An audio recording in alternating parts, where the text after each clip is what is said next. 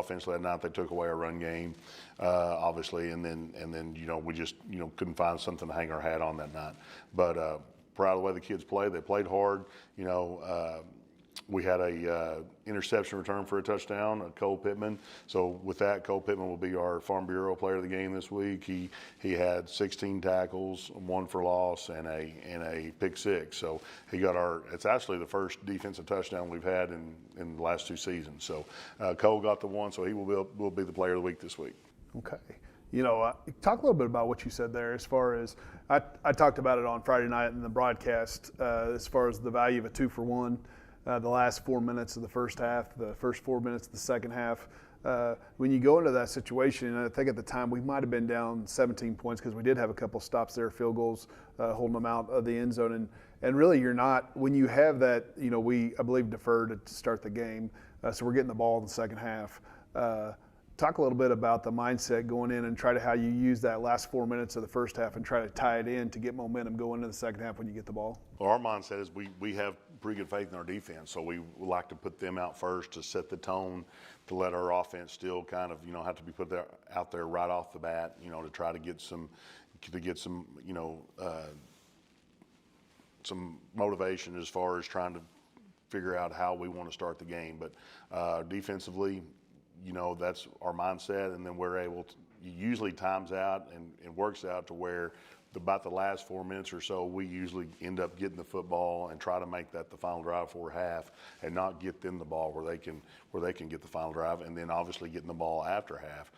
So it could be whether you're down 6 or whether you're down 14, you got the possibility to have a 14-point swing to get back in it if you are in a bind, or you can get way up. That's right. No, you can really get ahead. I agree. I think there's definitely scheme involved in, as a play caller, going into basically guiding the control of time of possession into that last couple minutes of the half. You can really either shrink that clock or expand it based on where you're going to fall. But we did. We were able to get the back-to-back there, and with an opportunity.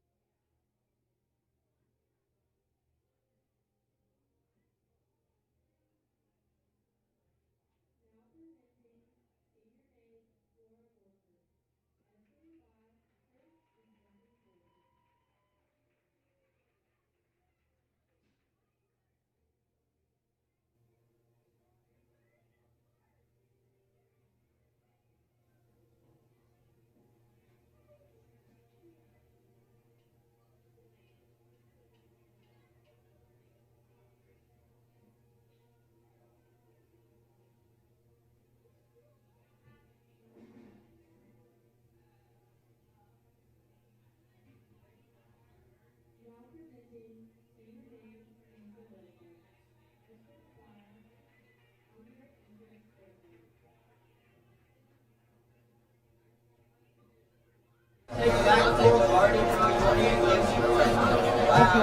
give him one, give him one. Listen.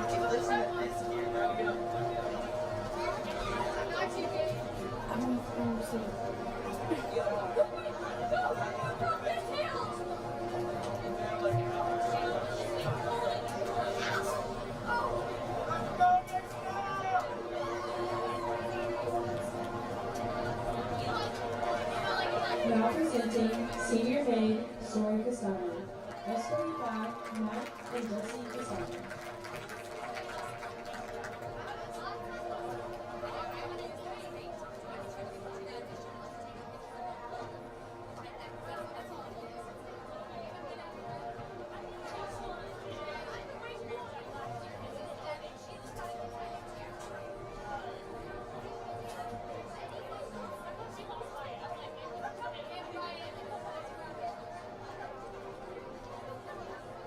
Now presenting senior maid Megan DeMoss.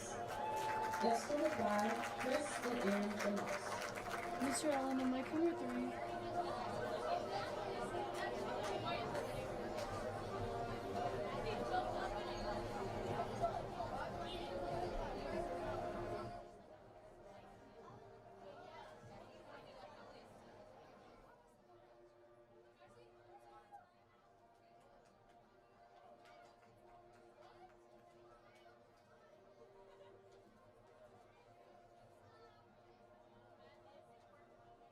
Now presenting senior maid Ava Dean. S45, Matt and Andrea Dean.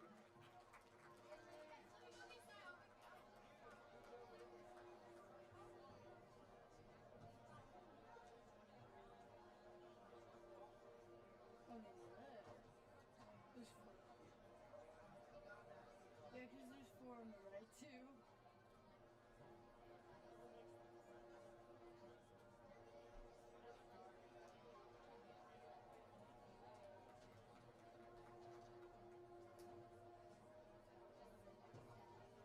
They're going right. Now presenting senior maid Vanessa Frias, S45 Elizabeth and Iris Frias.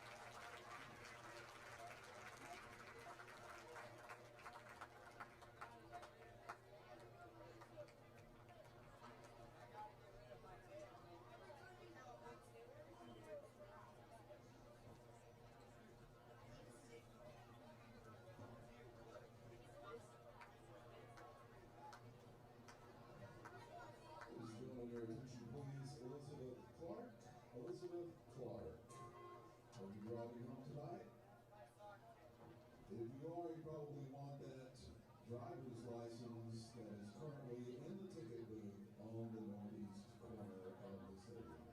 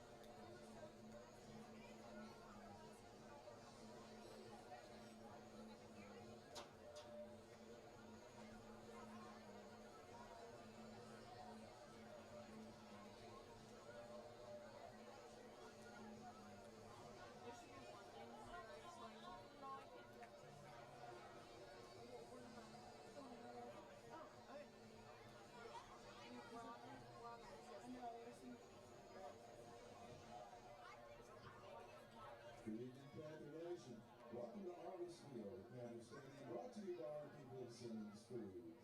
Tonight, the band Buren face off against your Siloam Springs Panthers. Thank you for joining us and supporting our students tonight. Don't forget to grab your official 2025 Panther football program, available for purchase in the concession stand and in the football booster barn. Thank you to all our sponsors who made this possible. Students, please remember that you should be sitting in the bleachers and no balls are allowed in the stadium. If you need any assistance during the game, our high school and middle school administrators are here to help. Each one's wearing a radio and will be happy to assist you. And finally, our concession stand is open, accepting credit cards for your convenience. Grab a refreshing drink and snack and get ready to cheer on your Panthers.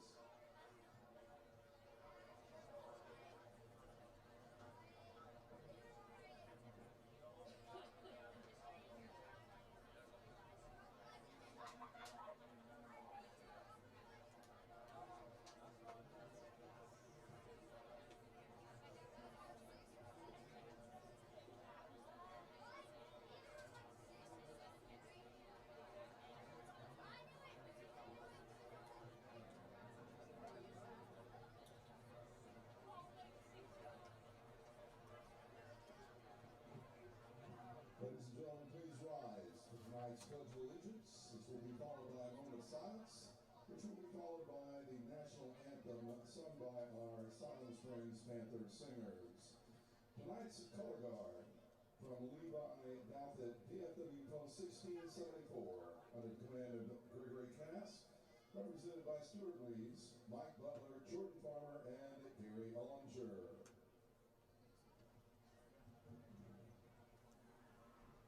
Please join us. I pledge allegiance to the flag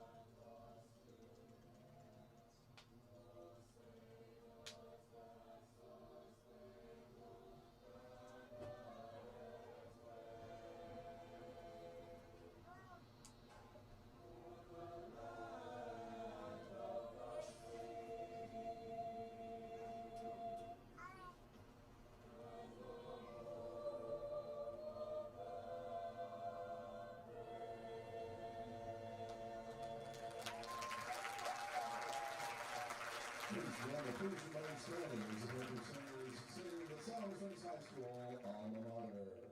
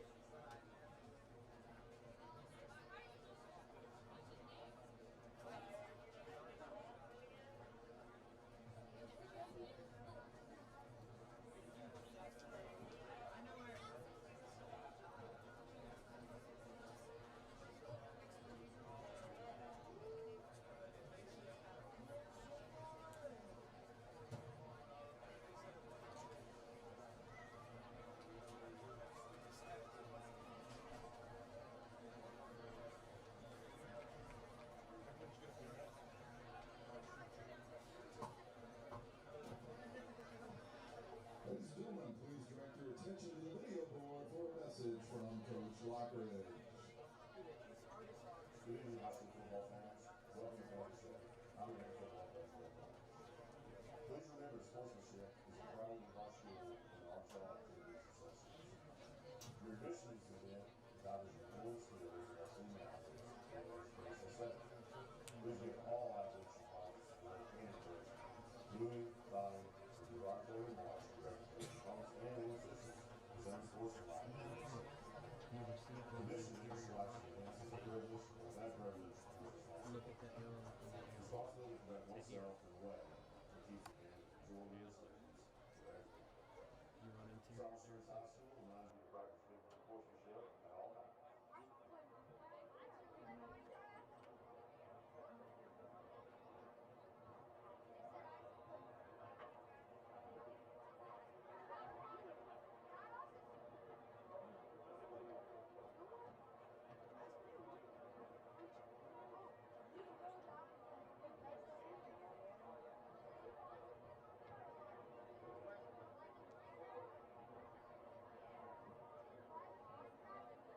Yesterday?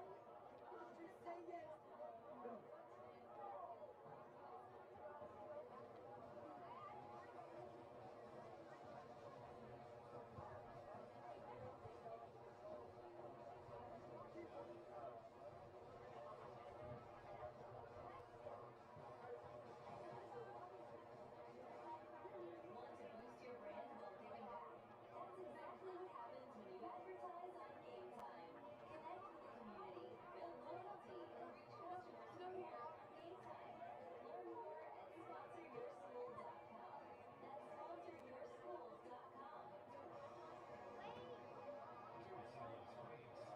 Want to boost your brand while giving back? That's exactly what happens when you advertise on Game Time. Connect with the community, build loyalty, and reach customers quicker on Game Time. Learn more at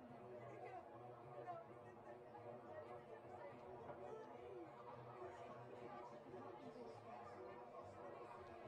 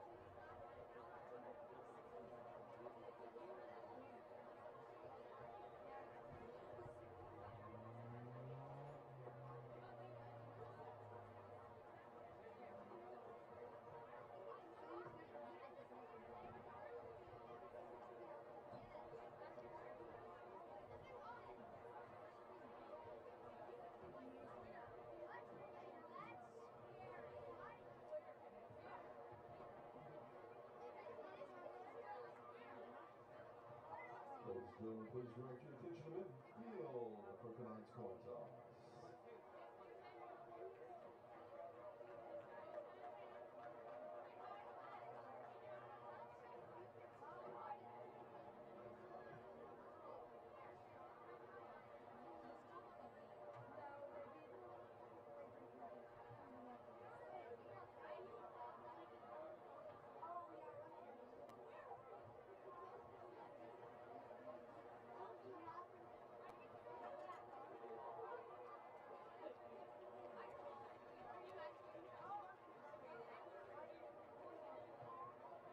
Panthers are going to toss, elected to defer until the second half.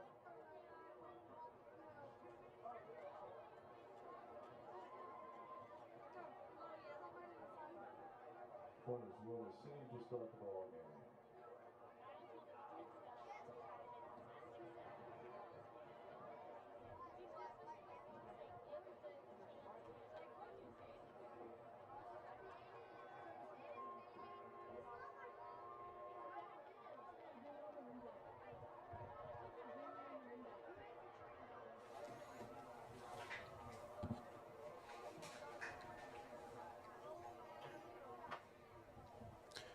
We want to welcome everybody tonight to homecoming here at Siloam Springs. Big night for the Siloam Springs Panthers. We come in with a 2-2 record. Had a game last week as we traveled down to Lakeside. Want to rebound this week against the Van Buren Pointers, a team that has a good offense, a team that is doing good things as far as with the football, and a team that we're going to have to be ready for as far as how we compete and how we perform on the defensive side of football, because they've got some kids, they got some cats that do great things as a wide receiver. They do great things. They got the leading wide receiver in the state right now. Got a quarterback that's thrown for over 1,000 yards. Got a running back that has over 600 yards rushing. Last week he had over 100 yards rushing and 3 touchdowns. So the Williford kid at quarterback right now, 63 and 98 for 1,061 yards and 10 touchdowns. As I stated, running back 106 carries for 637 yards and 4 touchdowns. And Austin Riggs right now leading the state of Arkansas with receiving at 654 yards, 29 receptions, and 8 touchdowns. We're going to be tested for sure, especially in the secondary. But I will say this, I think that we're up for the test. You know, last week was a game that I fully expect us to rebound from. We went down, made the long trip down to Lake Hamilton, got out of the gate a little slow, and Lake Hamilton, was a team that we fully expected running the wing tee that was going to be able to run the football, but they threw the ball a little bit better than what we thought they would do, and had success with that. I think we learned a lot of lessons last week, and I fully expect us this week to be prepared and ready to go.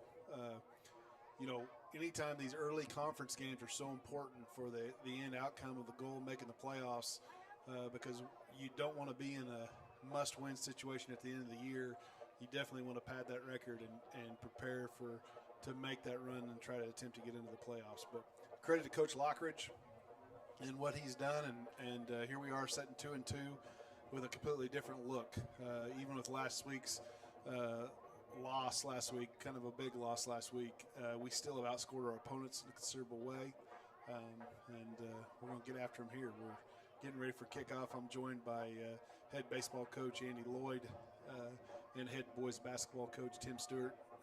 My name's Jared Schoonover, HR director here at Siloam Springs Schools. As always, just feel blessed and fortunate to be here at Siloam, boys. It's a beautiful night on a Friday night, and really there's no prettier place than Siloam Springs. It is. It's homecoming tonight. We got a great crowd, and we're set to kick it off. It's Nahun Aguilar. He's going to kick it to about the 25. That ball is caught, brought across the 40 up to the 43, and we're going to send the defense out first against this potent Van Buren offense. They scored 40 points versus Alma. They scored 41 versus Springdale, 34 versus Greenbrier, and 49 versus Russellville. So we're going to send the defense out first and see if we can get us a quick stop. No doubt about it, Coach. We've got to get our opportunities to get stops. We've got to control the football when we have it. And I think that's one of the things that we're going to be strong with tonight. I do think we're going to be able to run the football on Van Buren. They're a team that definitely is an offensive-minded football team. Coach Henry, former Shiloh Christian guy, loves to throw that ball all around the field. Has had a couple sons go through that program. Had a lot of success playing college football now. Coach Henry's doing a good job at Van Buren. Hayden Williford is in the gun. He's the quarterback. Hayden Christenberry. He'll be running the football tonight. Ball's handed off to Christenberry, and he is stuffed short. Big tackle for loss there. That looks like it was number 21, Isaac Calderon. I like it. Right out of the gate. Big stop, negative yardage. It's about winning the battle of first down. A week ago, I don't feel like is the first game out of 4 games that I don't feel like we won the battle of first down last week, both on offense and defense, which just completely changes the ability of the offensive play caller and what you do. It also changes the ability of what the defensive play caller does as well. But it puts a lot of pressure on the opponent when you have positive things happen on first down. 2nd and 14. Williford drops back to pass. He's going to dump it out to Christenberry, and he's going to be tackled for a loss as well. Another loss of 1, Coach. Two negative plays to start the game. Gang tackle there. About 8 Panthers on that one. Coach Stewart, I agree. You know, one of the things we've seen, and it's kind of a trademark of our defense, and in the coaches show, Coach Lockridge talks about it a lot. Coach Benson really works on rallying to the football and tackling as a team. But, it's something that definitely is a mindset for our defense. 3rd and 15. Williford drops back. He's looking deep. He's got a lot of time.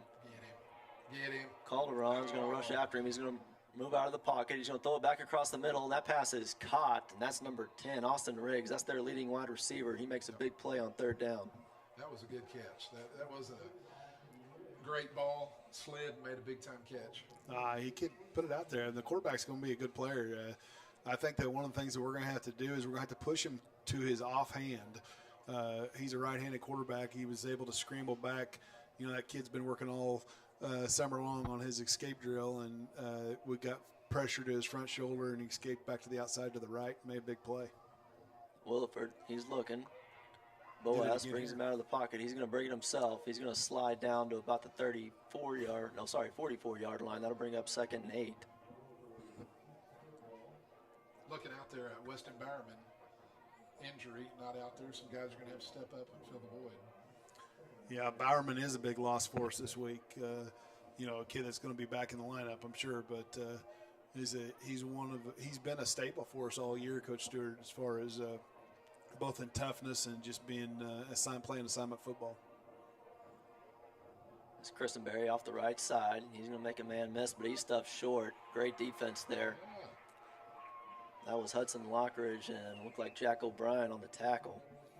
Coach Stewart, what's your mindset when you got a team, and it doesn't really matter if it's basketball or football, what's your mindset when you have a big injury and how you prepare and just how you go about competing? Well, I think if you went and watched their practice, there's multiple guys practicing at every position, and they practice like they're going to play, and it's next man up mentality, and it's a chance for someone to shine, and that's what's going to happen tonight. I agree. I mean, it needs to be looked at as an opportunity. You're exactly right. Next man up, and it's not that we're going to forget the young Bowerman kid, but it's next man up and ready to roll.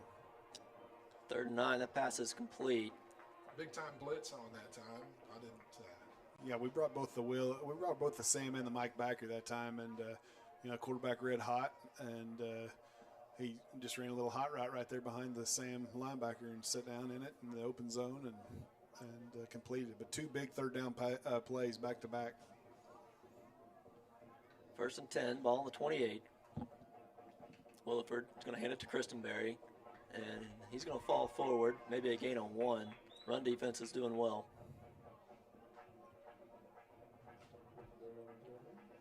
Anytime you have a running back that's got 600 yards rushing, and they've played 4 games on the season, the kid's toting the rock. They're doing it up front. What they do so well, though, is they spread you out. You can see that we're committing to keeping that box full, and you got to stop the run in high school football to be successful. Really, you got to stop the run at any level to be successful. Williford's going to drop back. He's going to throw the screen. That pass is caught, and he's wrapped up at the 22-yard line. That's going to bring up 3rd and 3. It's Van Buren's third down this drive. It is. I think they're in a little bit of it. This is the 3rd down that they want, though. They have a completely different mindset. When it's 3rd and 3 down on the 20, you have a mindset that you have the opportunity really for 2 play calls from an offensive coordinator standpoint. You're thinking, okay, I'm going to get 2 shots at this, and it kind of changes what you do a little bit on 3rd down. Empty set this time. See if they throw a little quick hitch out here to the perimeter. Good coverage. Off the right side, he's going to throw the ball away. Pass is incomplete. That's going to bring up 4th down. Secondary, really good job that time. They did. There really wasn't anything open. One of the things we're going to have to work on. Are they bringing the field goal unit in? They here? are. Okay, it's a big kick right here from the 22-yard line. Looking at a 39-yard field goal in high school football, that's a big kick. One thing I can see right now, Andy, I'll let you call this, and let's talk a little bit after. Derek Kelly, he's on to attempt the 39-yarder. You got to watch the fake in the situation right here. Snaps down. The kick is up. It has the distance, He but missed it it, is I think, pulled didn't he? wide left. It's a big stop for the Panthers. It's a big, great start. Big stop. Now, one thing that we see right away, and I'm sure Coach Benson's going to make this adjustment. That's what's great about when you look at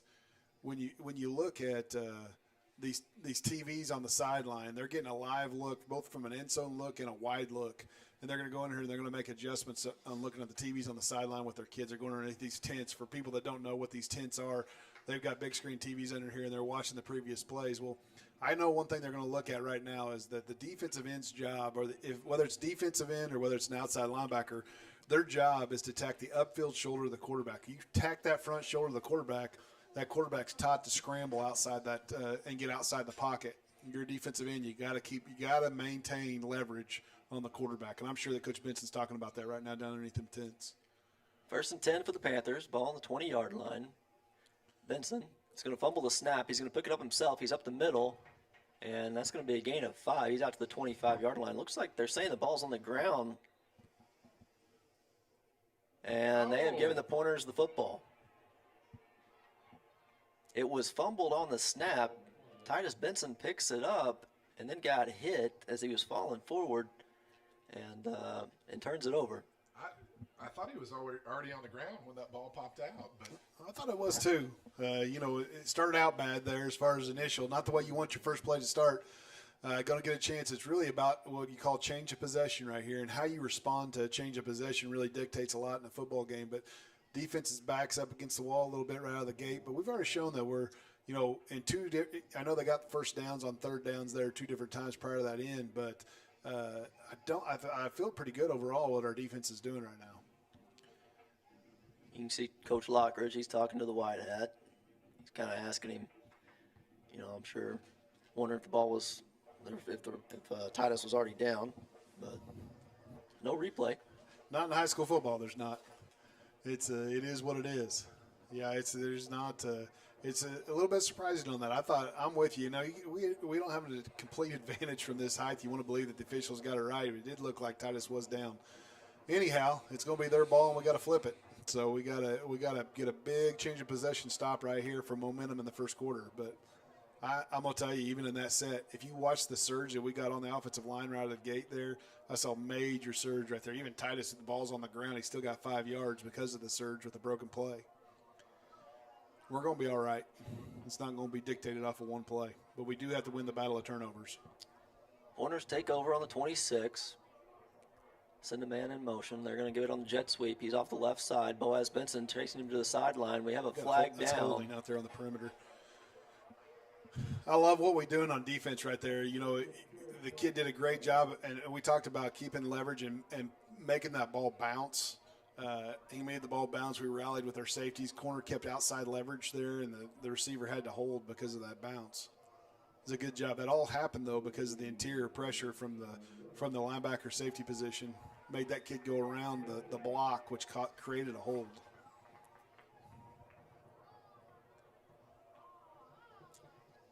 After the holding call, that will bring up 1st down and 20. As expected on homecoming, it's another good crowd out here. Stadium's full on our home side. But I really don't think this year it hadn't mattered. They've got to see some winning football here at home, and it's been fun to watch. Kristen Berry on the short pass. That's going to be a gain of about 10. That's going to bring up 2nd and 10. It is a beautiful night for homecoming. Had a great tailgate earlier. Coach Stewart was flipping burgers out there on the grill. Now, I will say, you two were both out there, and we're in a pretty tight room in here. And I'm kind of questioning a little bit. I think I saw a couple sweaty guys coming up here in this room, but it is what it is. At least you got a little bit of cover with some burger smell there. Yes. I'm still hot from standing over that grill. Williford back to pass. He's rushed out of the pocket. They're going to throw the ball away. It's going to bring up another 3rd down. The Williford kid's a good football player. You can already see that early on. He just has a really good pocket presence. We've had several shots at him already, and he's done a good job of escaping. credit to our defense, though, of coverage downfield, doing a good job. Coach Benson's got his guys playing hard, doing a good job. Thus far, very impressed with what we're doing defensively. Big down for the Panthers, 3rd and 10. Ball on the 25. Williford in the gun. He takes the snap. He's going to drop back. He's looking to his left. He's got a man. That pass is caught. He makes a man miss, and he's tackled. That's going to be enough for a first down. A good catch. That was, I believe that was number 2, Torrey Williford. Torrey made a nice adjustment to catch that pretty athletic play, and then spun out of the tackle to get the first down. So, no doubt about it. Yeah, it's just a good ball play right there. Ball on the 13. Williford's going to hand it to Christenberry, and he's going to be wrapped up for another tackle for loss. That was Boaz, Benson. There's a couple others. Looked like maybe Avery Ratliff on the tackle. One of the hardest things is, like, on a night like tonight, it's still above 70 degrees outside. And, the defense has been out there probably pretty close to 15 plays, 3/4 of the first quarter. They're going to have to dig deep. It's what Coach Lockridge, Coach Benson, Coach Marsh, and the crew have been working on all summer as far as conditioning and getting ready. But they're getting tested tonight as far as their conditioning on defense. Christenberry up the middle, and he's going to make it into the end zone. They finally got a good push on a run play. That's a touchdown for the Pointers. Physical kid. Something we're going to, we've really corralled him all night. When you get a running back like this, is what we've done up to that point, is you don't let it get a full head of steam. We've been slowing him down in the backfield after the mesh, first getting the football, and he's not getting that full head of steam. He's a big back. He's an athletic kid. It's something that we're going to have to put up with all night long. The extra point is good. The score's going to be Van Buren 7, Siloam Springs 0, 5:18 here to go in the first quarter. I'm not saying anything that everybody else doesn't realize, but this next drive for us is pretty vital from a standpoint of just how we respond right here. Had a negative situation there the first play, but really it's a one-possession game right now. We can respond. We need to keep the defense off the field a little bit and flip this field. Obviously, we want to go down and score, but we got to win the battle of field position. We have to. For four games thus far, we've talked about field position, turnovers, and opportunities, big play opportunities, and we have to win this battle as far as field position is concerned.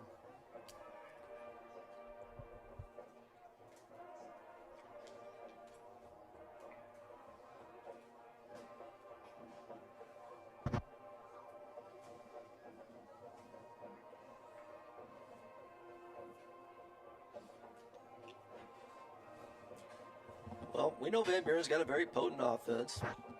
We did a good job first 2 series. But we feel like we can score some points. Talking to Coach Marsh this week. Derek Kelly on to kick it deep for the Pointers. Kicks up, it's kicked deep. We're going to let it go. It hits at the 1-yard line. It's picked up. Great job by that young man right there getting out of that hole. Really looked like it was going to go in the end zone the whole way, and it just checked up there. He did. That's just unfortunate right there as far as the ball bounced. Hit the 5. He let that thing. His hope was to bounce the end zone, but he headsy play there. And the thing I liked is he didn't dance. He put his foot in the ground and he went and got us out to the 15, which is really, I know, not where we want to start, but still could have been a lot worse situation starting down in the shadows of our own end zone.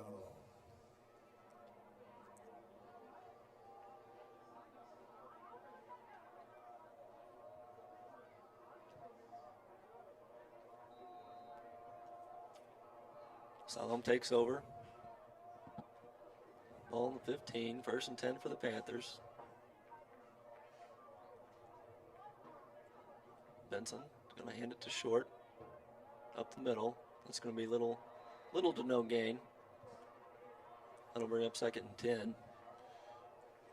A little shift there. I like it. I mean, what you're doing right here is you're charting, you're looking how the defense responds. We actually had a man advantage there as far as we brought a tight end and brought a receiver over from the slot from the opposite side and brought a wing, and they didn't adjust. They didn't shift. They walked the outside linebacker down, but we still had an extra hat in the box.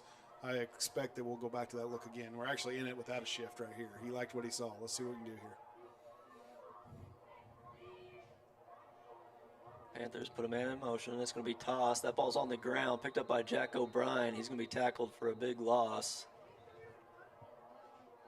I think we have an incomplete pass, Coach. Is that what they're saying? It is. Yeah, It's the, the old jet sweep that was around when I was a quarterback in high school many years ago was you had a mesh and you rode the mesh and then you gave that look, and if the ball's on the ground, it's a fumble. But now so many teams have turned to flipping the ball, and the worst thing that happens is an incomplete pass, which is we just start over again and go 3rd and 10 here instead of down on the 1-yard line. Big break for us right here. Had 2 bad snaps. Even the first play of the game, I think, was a low snap. So let's see, we need to make some adjustments here on the snap.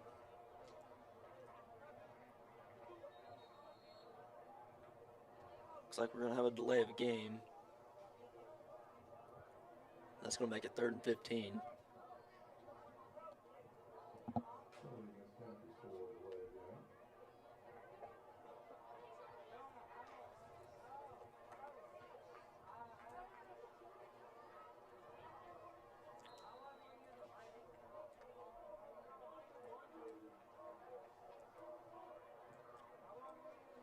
We'll see what Coach Marsh elects to do here.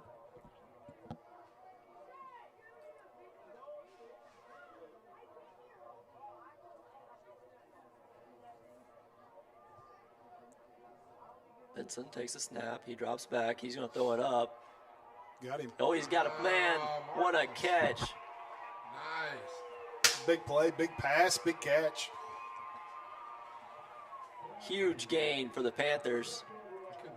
That was Jack O'Brien, I believe, on the reception. There we go. Awesome. About a 40-yard gain. What a timing route. That just dropped it right in the bucket. Smooth.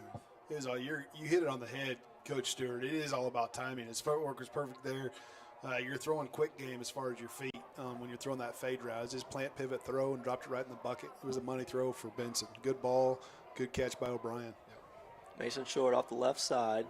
He's going to cut it back up. Big gain of about 1.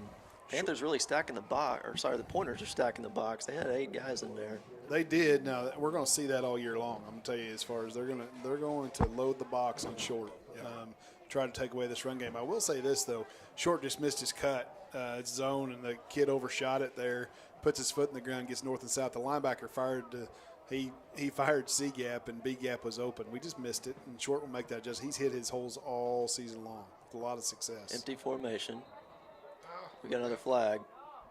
It's going to be a procedure penalty on the Panthers.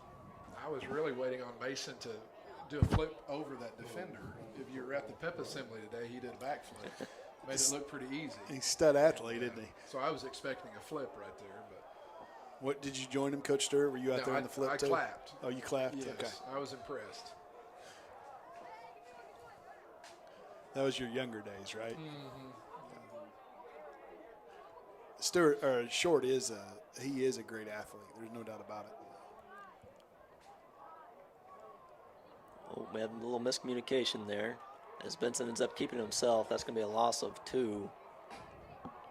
That'll bring up another 3rd down. Ball on the 47. Here's the most important thing. That fade route early flipped the field. Not giving them the ball back at midfield for a short field. Regardless of what happens in this situation, we want, obviously we don't need another turnover in this situation. We do have to punt. We're going to have an opportunity to pin them deep and make them go 75, 80 yards for a score. Doubles formation. Panthers send a man in motion. Mason Short shifts up. Benson back to pass. We're going to have a little screen. Mason Short, that was sniffed out pretty well by the Pointers. That's going to be a loss of 5. Great discipline by the linemen there. They really didn't take the bait. So the Panthers will send on the punt team.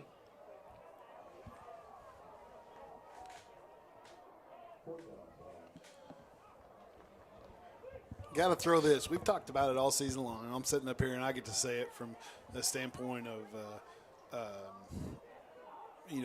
being joined by the head baseball coach just the camaraderie, the mindset. Siloam Springs is a special place. It's a place where guys love each other. It's a place where it's a family atmosphere, very much of a team atmosphere, and everybody's rooting for everybody.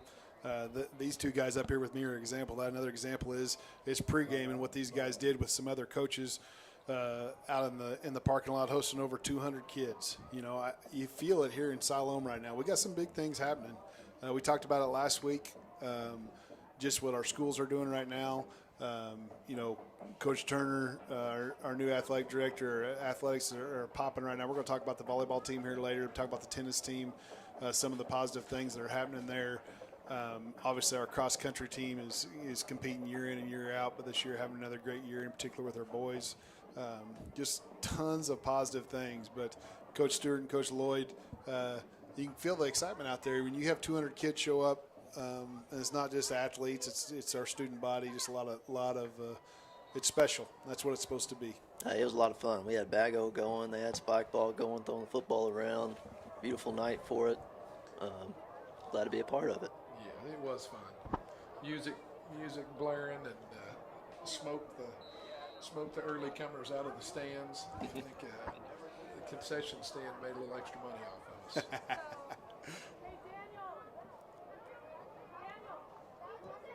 Low snap. He did a good job handling that. He did, making sure it gets it off. Great punt. Look at He's this. going to let it go, That's and it's gonna got a be great. Panther roll inside the 10. That's going to be down at the 7-yard line. We flipped it for sure. That is a monster right there. That's a 50-yard punt. That might be a 45-yard punt. Off a short hop. Yes. Yeah, no, it was he scooped that thing. Another example, people, I'm telling you, the pressure for a punter when the ball hits the ground, knowing that a rush is coming down on you. And the thing about it is the punt team works all week long with the mindset that snap's going to be perfect. And so what you do is, depending on the type of protection you have, generally it's a count protection, 1,001, 1,002, 1,003, release, get in your lanes and go. And so you allow that pressure. Once you release, that pressure's free. Mason did a great job at scooping the ball up, and not only did he scoop it up, he had a great hang time on his punt. The Van Buren kid got away from it, and it was nothing but positive there. 1st and 10. Handoff up the middle. That's for gain of 9. Coach Benson had a little stunt there, and it was right on the play. We just ran past the ball carrier there. Looks like Boaz has a equipment malfunction here. The helmet. The big Boaz coming off there. Something broke, or maybe it just came off. Yeah, they got to set out one play if the helmet comes off for safety reasons in high school football. It's not a bad rule, but sometimes it's unfortunate when one of your best players has to set out a play. Let's see if we can get away with it for a play. That's good. Pass is complete. Pretty good coverage there, but again, the kid at quarterback right now for Van Buren is able to flip that ball around. He's just a headsy player. You can tell he's got some game to him. He's getting in rhythm too. Those are nice timing rhythm plays, and we got to make him uncomfortable. I agree. Right now, he's having some success moving to his right shoulder. His throwing arm. You can tell you, he definitely. Most kids are like that. Most kids want to throw to their throwing arm. Christenberry on another carry. They keep handing it to him. He kind of is getting a little bit stronger as the game progresses along. That's going to be the last play of the first quarter. As we flip the field here, it's going to be Van Buren 7, Siloam Springs 0. Let's talk a little bit about our volleyball team last night. Just golly, man, they've got it rolling right now. They went 2-0 this week, 2 big conference wins against Russellville, I believe. Russellville on Tuesday night, and then last night sweeping Greenwood in the season series. How volleyball works is it's a round robin. You play through twice in the conference, and beating anytime you beat a Greenwood volleyball team twice in the same season, they got a long history of success, and coach has got that squad rocking and rolling right now. She just very proud of those girls. She sent me up today. I asked her for some things as far as numbers for the team, and I'll tell you, it's pretty. It's the numbers that she sent are our kids are rocking and rolling, and what they're bringing to the table. Let me pull these numbers up. I know they're working hard. I know they're good when I try to walk through the gym and it's dangerous. The balls are coming so hard, I've got to duck and dodge. I don't know if it's on purpose. She's telling them to hit Coach Stewart, but it's dangerous. Hey, they're hitting it hard. Coach, I used to work at Shag in college. I did the range, shag balls on the range, and I felt like whenever I was out there, kids, they'd line up and had a lot of fun smoking the cart as I picked balls up. But maybe it's something similar to that. I'm going to go ahead and talk about this while the video rolls here, because I think it's all right. We won't talk about our other sports and what they're doing, but last night we won against Greenwood in 4 sets and just really dominated the game or the match last night. Same with Russellville, swept them. Just all week long, really positive. Haley Thomas, though, last night 16 kills. Erica Ellis 12 kills. Isabel Suarez 8. Melanie Boyd 7, Emma Suarez 5, Story Castaneda 3. So Haley Thomas had 33 assists. That girl right there, she's having a well of a year this year. Very special, but just really as a team all year long, these girls, even in the games that they've lost, we've even outscored our opponents in the matches that we've lost in overall points. But what matters is that you win the 3 of 5. And we've lost in the ones that we've lost in the 5th set. So really have had a good year in volleyball. Encouraged. They put themselves in the driver's seat right now. I believe they're either 2 or 3 games up. I think it's 2 games up into the playoffs right now. And they're sitting right behind second place, 1 game behind second place right now. 2 teams tied for second in the conference right now. Just having a great year. Really proud of what they're doing right now in volleyball. And we'll talk about some other sports later. Van Buren gets the first down. Ball's going to be placed on the 41-yard line. Williford drops back to pass. He's going to rush out of the pocket. He's going to dump it to the right side. That pass is complete. He's knocked out of bounds at the 47-yard line. Coach is right. The pressure, we've got it, but he's been able to take a 2 or 3 step escape and throw the ball on time and on target, making it look pretty easy. Yeah, he's what you want for a high school quarterback. It's fun to coach a kid like him. There's no doubt about it. He puts a lot of pressure on defense, and really our initial defense has done a good job initially, and it's been the breakdown of the plays that have mattered. Williford's going to drop back to pass again. He's going to rush out. He's going to keep himself off the right side. He's going to be rushed out of bounds about the 40-yard line. Be a gain of 6.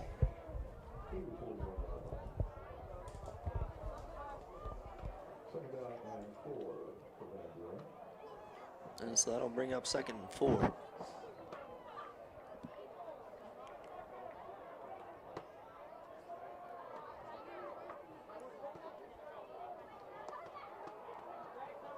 Williford is going to throw again. That pass is complete. Out to Carter Kelly.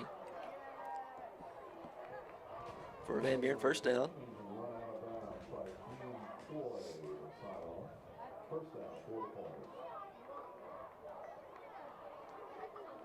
Van Buren's running some simple concept stuff, running some hits, running some speed out, quick ball, get the ball out of your hands. When you run a lot of reps or a lot of snaps on defense, it's going to wear you down here. We got to dig deep like we talked about before. But man, that defense, it's hard on a defensive line on a quick game. You go full speed on a pass rush, play after play. Here we're bringing some play. Yeah, just made him miss. Got the pressure there. Still a positive play for the defense right there. Kid did a good job, though. He has great pocket presence, great footwork. It's a drill that you work on over and over again as a quarterback coach with your quarterbacks. You get pressure to the back shoulder, you slide up in the pocket. You get pressure to the front shoulder, you sprint out, or you reverse out if it's to the back shoulder. So there's literally a drill. We talked earlier in the year about Mason Short working his running back drills, and you could see it play out. You see this kid right here, you can tell he's taking his coach, and he's a really good football player. Riggs goes in motion. Williford drops back to pass. They hit him as he threw. That pass is going to fall incomplete. Really good Great defense. Really good coverage. And Perfectly we got to him. Was that Benson that got to him? Benson got a hit on the quarterback finally, and then we timed that up perfectly on the hit. Oh, he did, and it really wasn't a bad ball. The kid got smoked, and he laid it right on the money. The safety just did a good job of timing it up and got over the top on the ball. Really, really good coverage in the secondary right there. This is a big down right here for the Panthers. again, I think that Van Buren's probably in two-down situation. I know they ended up kicking a field goal earlier. I imagine they're going to go for it if they get any type of yardage here on third down at all. Williford back to pass. He looks to his left. He's got a man open. It's going to be caught. He's going to be brought down at about the 15-yard line. I don't know where he came from, kind of looped right behind the linebackers. Yeah, there. he's got a little drag route. He started out on the right side, just ran a little 6-yard drag over the top. And you're going to run that when you – it's basically it's an outlet for the quarterback when he feels pressure, when he senses pressure. It's a hot read for the quarterback, and he's hitting that hot read. I like what Coach Benson and Panthers are doing right now. Not getting a lot of pressure as far as the just straight defensive line, and he's bringing some pressure right now with the linebackers. Kristen Berry on the carry up the middle. Getting worn out just a touch here. We need to this next drive for us on offense get some things going. I think we will. Coach Marsh got a good handle on this offense, doing a good job this year as far as our offensive side of the football has had a good year. 2nd and 1.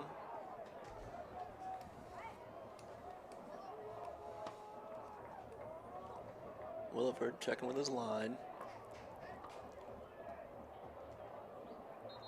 A little bit of confusion Yep. on the offense that time. A lot of palms up. You know, something's not right. They're going palms up to the coach.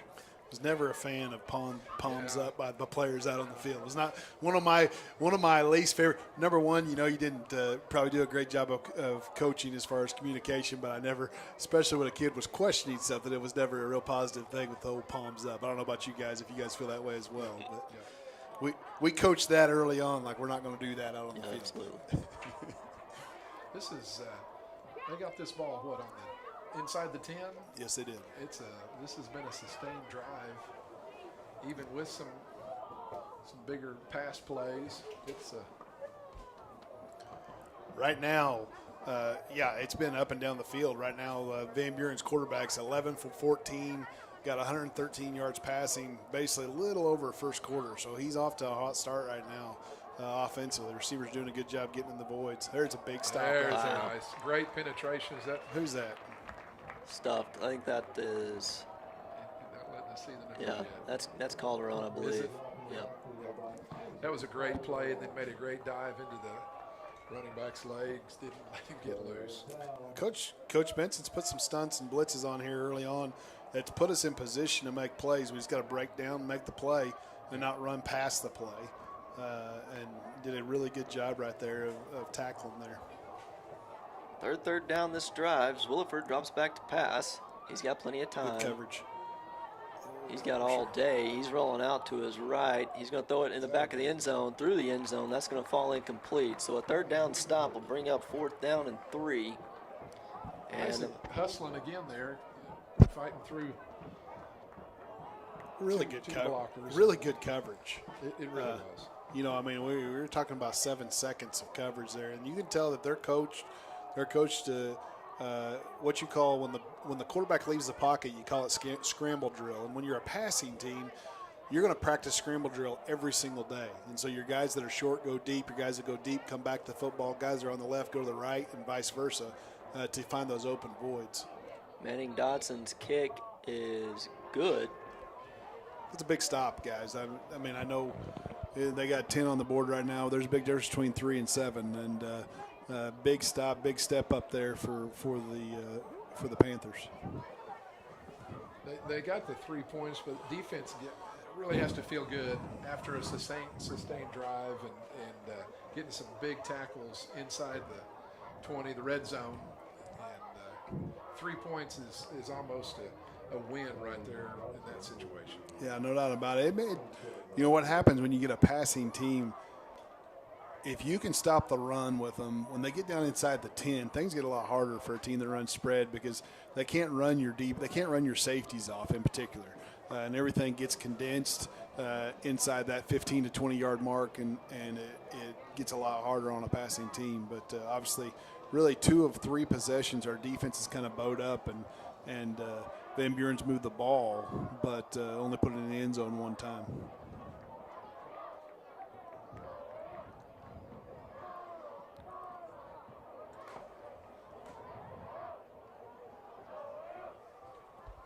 Derek Kelly teeing it up for the Pointers. He got a pretty good leg. He kicked one down there to the 1.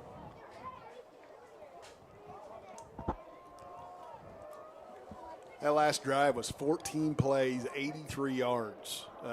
You talk about a sustained drive, Coach Stewart. I mean, it is a monster drive. You're talking about it from the 10 to the 10. There ain't no doubt about it.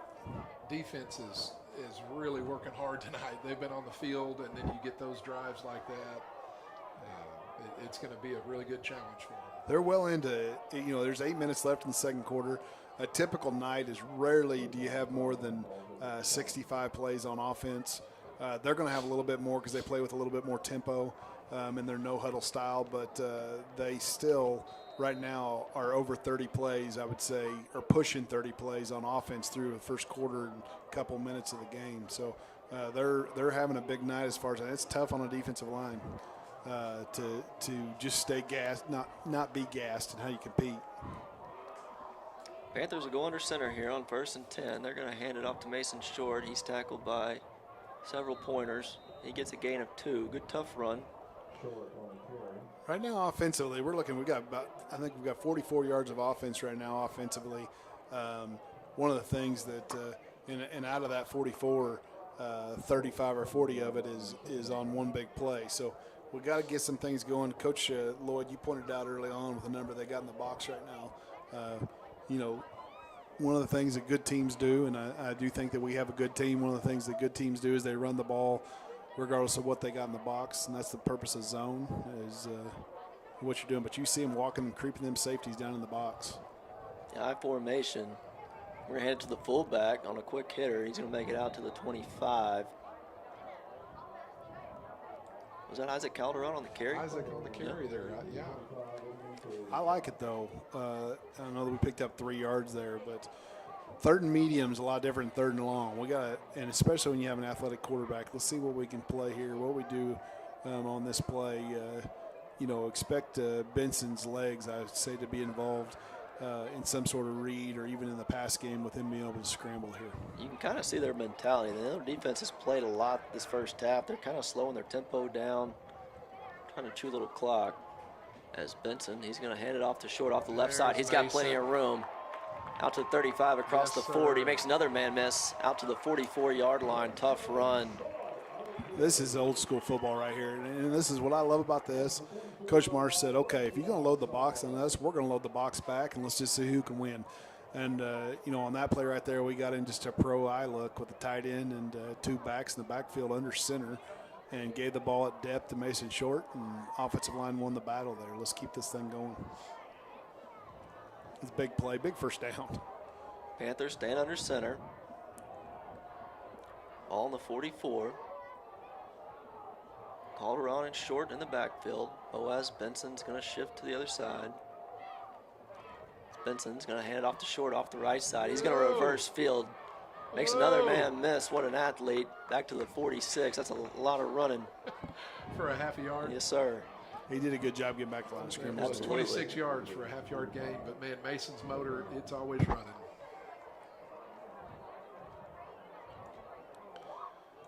Right now, they are doing a good job of getting penetration on the interior on our zone play, something that we hadn't seen a ton of this year as far as we've done a pretty good job because when you get that interior penetration, you give a one-way go on zone and makes things tougher. Is that Big Stu coming back in the game there? I think that's Blake Huff. That's Big Blake, yes. Okay, we've got a jersey change tonight, don't we? Jack O'Brien in the Wildcats going to keep it himself. He's going to hit it up the middle to about the 47. That'll be a gain of 2. It's going to bring up 3rd and 7 for the Panthers.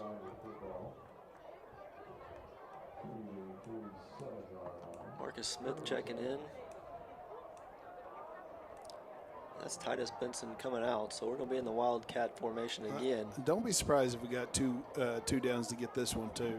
If we get positive yards, get down there like 4th and 2, something along that lines, I would not be surprised at all. Bad snap. Pick it up. Jack O'Brien, he's going to pick it up. And he's sacked for a loss.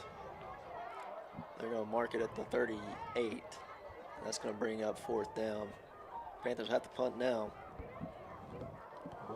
Keep our composure. It's early in the ball game. You're down 10 points. It's not time to panic yet. And a lot of positive things. We got people that just keep competing. Good things are going to happen. But, right now there's been some negative plays happening and really not a lot of negative plays on their side of the ball. Right now we've had some miscues just in handling the football that has affected us thus far. Play clock's winding down. Get the snap off.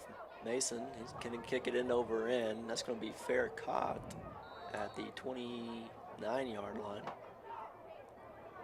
A 33-yard punt, no return.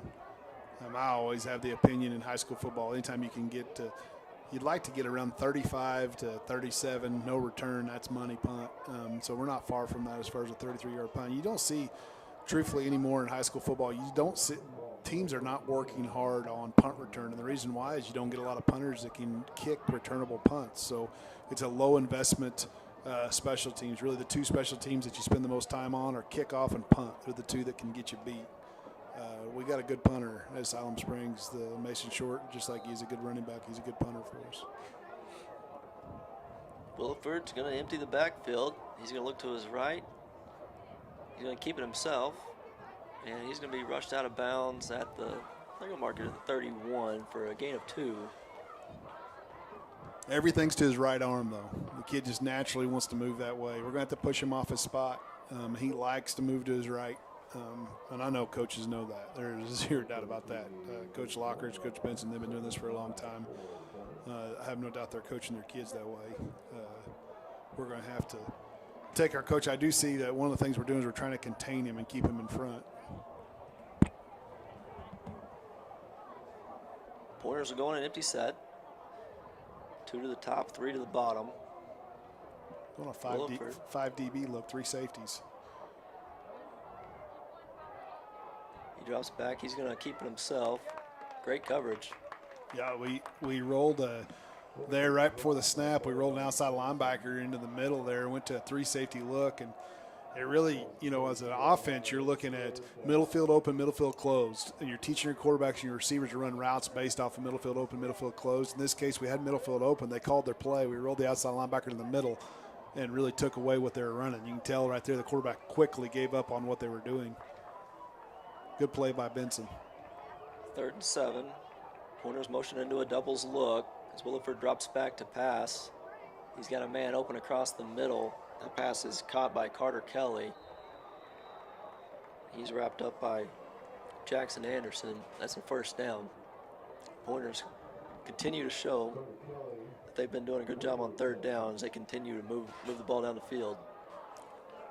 Coach Lloyd not just winning on 3rd down, but they're winning on big 3rd downs, 3rd and 9, 3rd and 12, long yardage 3rd downs where we've won on 1st and 2nd down consistently, just not able to get off the field.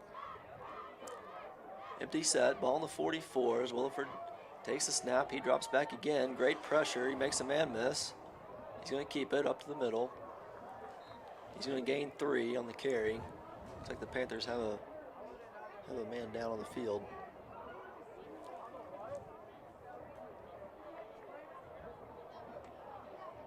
That was Isaac Calderon. Slow to get up. Running a lot of snaps. Had an opportunity there in the backfield, but ran a stunt right into the lap of the quarterback. Just missed the tackle. We've got to make that tackle. We will. It's a big 2nd down right here, though. You saw him get a little pressure there, and he started to move to his left. You see the ball immediately go down to his side. He immediately went back to the right where he feels comfortable. Christenberry on the carry. He's wrapped up by Boaz Benson. He gets across the 50 down to the 49. It's going to be another 3rd down. It's going to be 3rd and 3. 2:10 to go here in the half. Talk all the time about the last 4 minutes, the 2nd quarter, the first 4 minutes of the 3rd. You want to look at a 2-for-1 situation right here. This is a big down for us right now. Minute 57 left in the half. Big down for us as far as keeping this a 10-point ball game.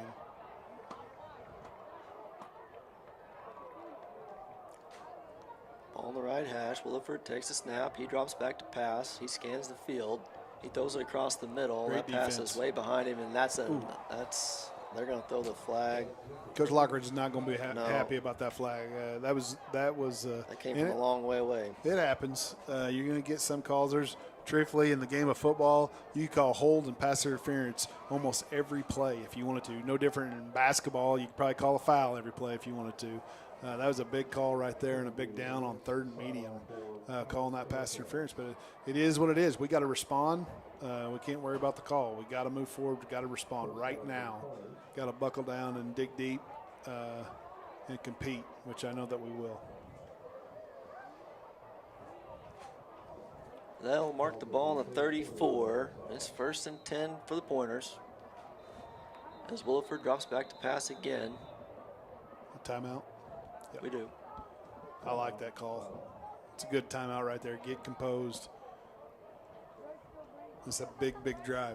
We get the ball back second half, I believe. Is that correct? They had the ball starting the game. Yeah, it's big. This stop right here, get the ball back second half. We're very much in this football game. It's 10 points right now. I want to remind everybody, you know, one of the things when you talk about building a program, it doesn't happen overnight. This program, it starts with these kids. They bought in. They're working hard. They're competing. They're 2-2 on the year right now, 2-0 at home, and really, you know, had multiple years of not winning a game here at Siloam Springs. So we're taking strides. We're heading in the right direction. A year ago, many of these games, when it's a 10-point game right here going into halftime, would not be a 10-point game a year, 2 years ago, 3 years ago. So we're right on the verge, we're right on the cusp.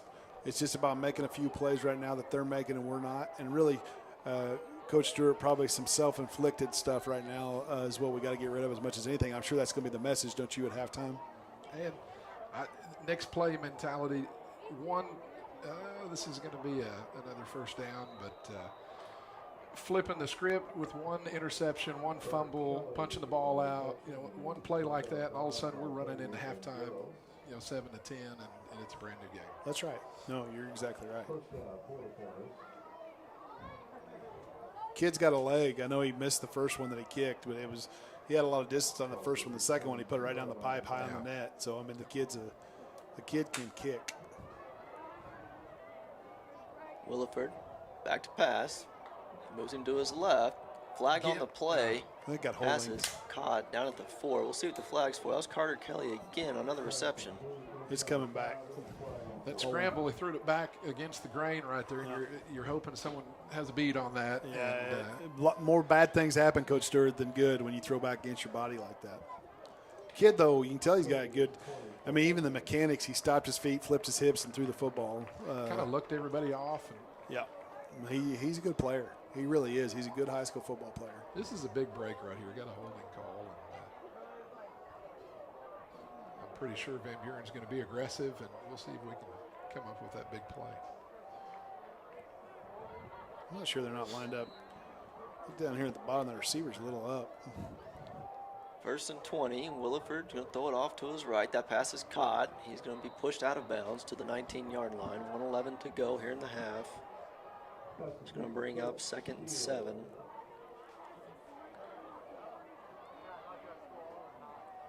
So we're missing Bowerman this week. You know, just an experienced football player out there, and our two's stepping up. And he's playing well, but. Carter Kelly is caught over the middle for a touchdown for the Pointers.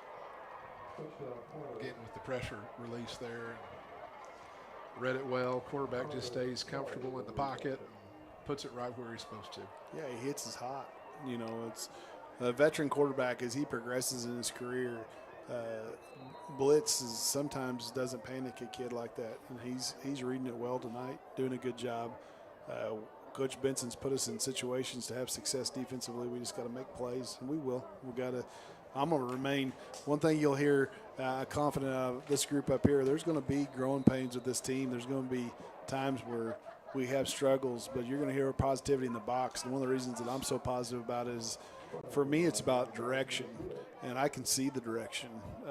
It's not always about instant outcome, and it's really not like that on anything you build. Whether you're building a school district or whether you're building a football team, basketball team, baseball team, I'm sure you guys feel the same. Absolutely.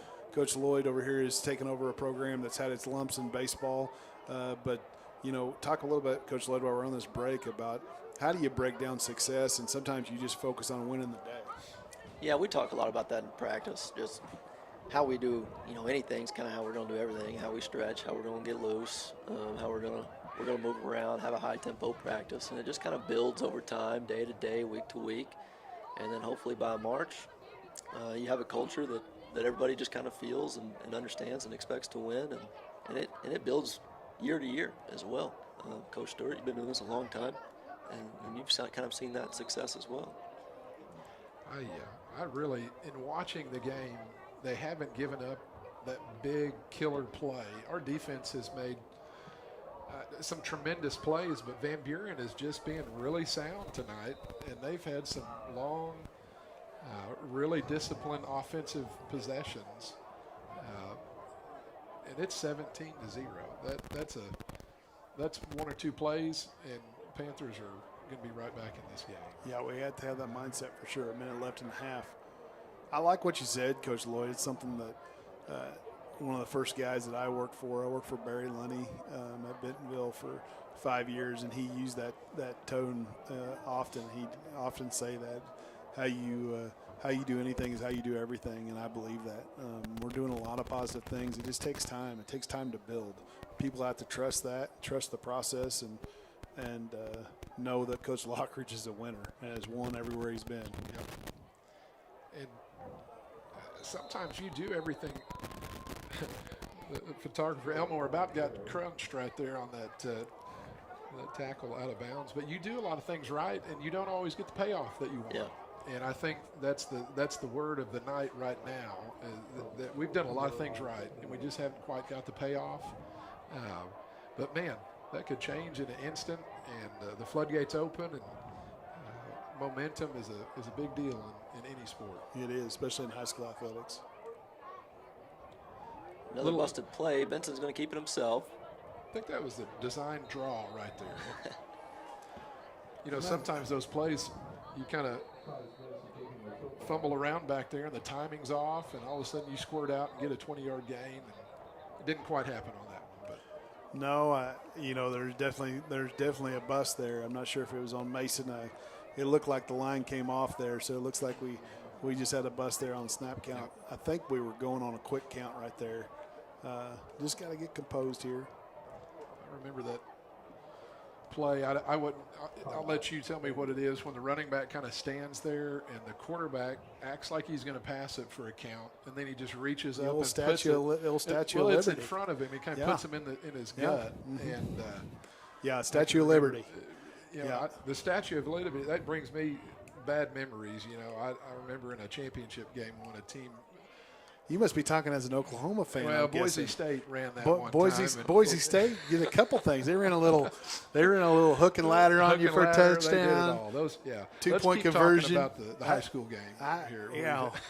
As a former Missouri Tiger, I love my Tigers, and unfortunately, back in the Big 12 days, I do remember Oklahoma having some heydays on the Tigers, but. Anytime Oklahoma lost, it was a good day for me. Yes.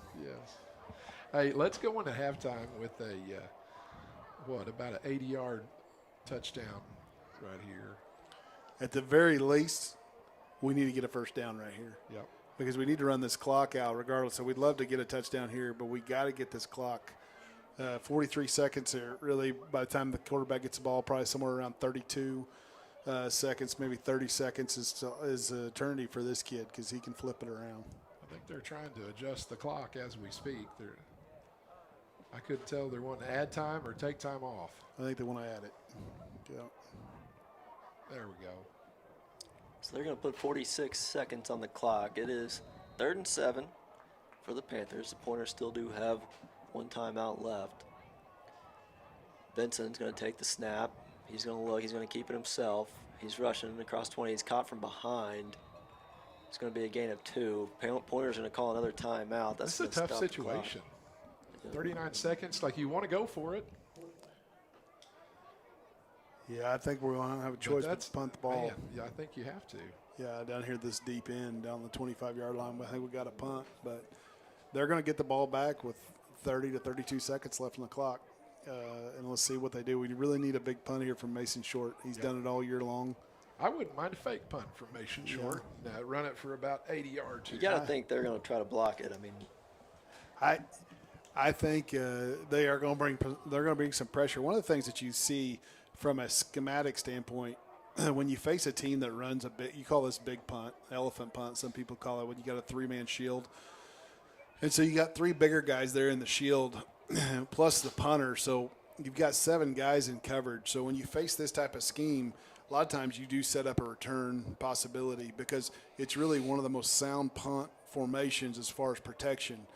You're gonna take away B, C, and D gap with your front line, and then your big boys are going to step up in A gap and plug. And it really is a really sound punt formation. See what happens. They're coming after it. It does look that way.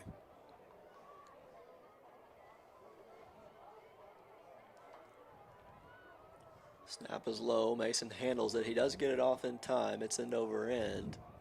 That's going to be fair caught at the 44-yard line. The Pointers will have 32 seconds to go in the half to see if they can try to get in field goal range. We did see their kicker. He's got a pretty good leg.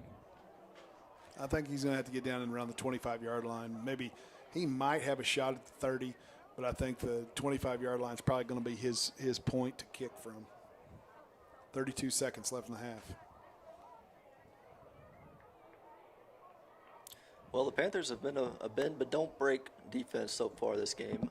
The Pointers have put up the most points of any team in our conference to this date, and we're still there. We just got to let's get to halftime, and we know we're going to score some points here in the second half.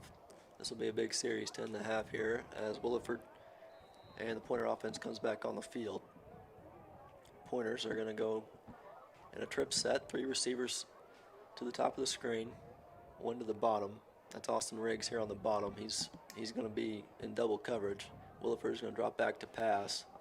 He's going to throw it out to the right. That ball is caught at the 47.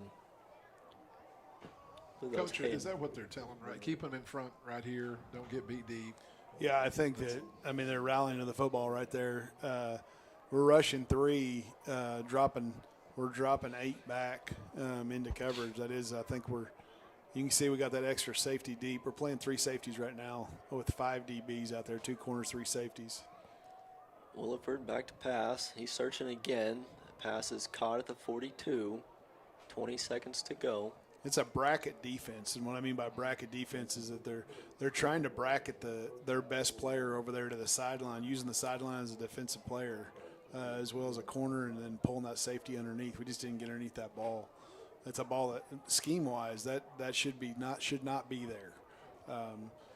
They did a good job there completing that pass. Late pressure on the quarterback right there. He's going to throw the ball away. It's one thing the kid's done. He's done it about 3 or 4 times. He's thrown the football away. He trusts that second 10 is not a big deal. And instead of trying to force it there on the sideline, maybe even throwing it like Coach Stewart talked about earlier as far as throwing back against his body, the kid just throws it out of bounds and lives for another day. Now, there's 13 seconds left. They got about maximum of 3 plays left. They do have 2 timeouts, so they can throw the ball over the middle still. And they do. And they do. Yep. It's going to fall incomplete. That does bring up 3rd down.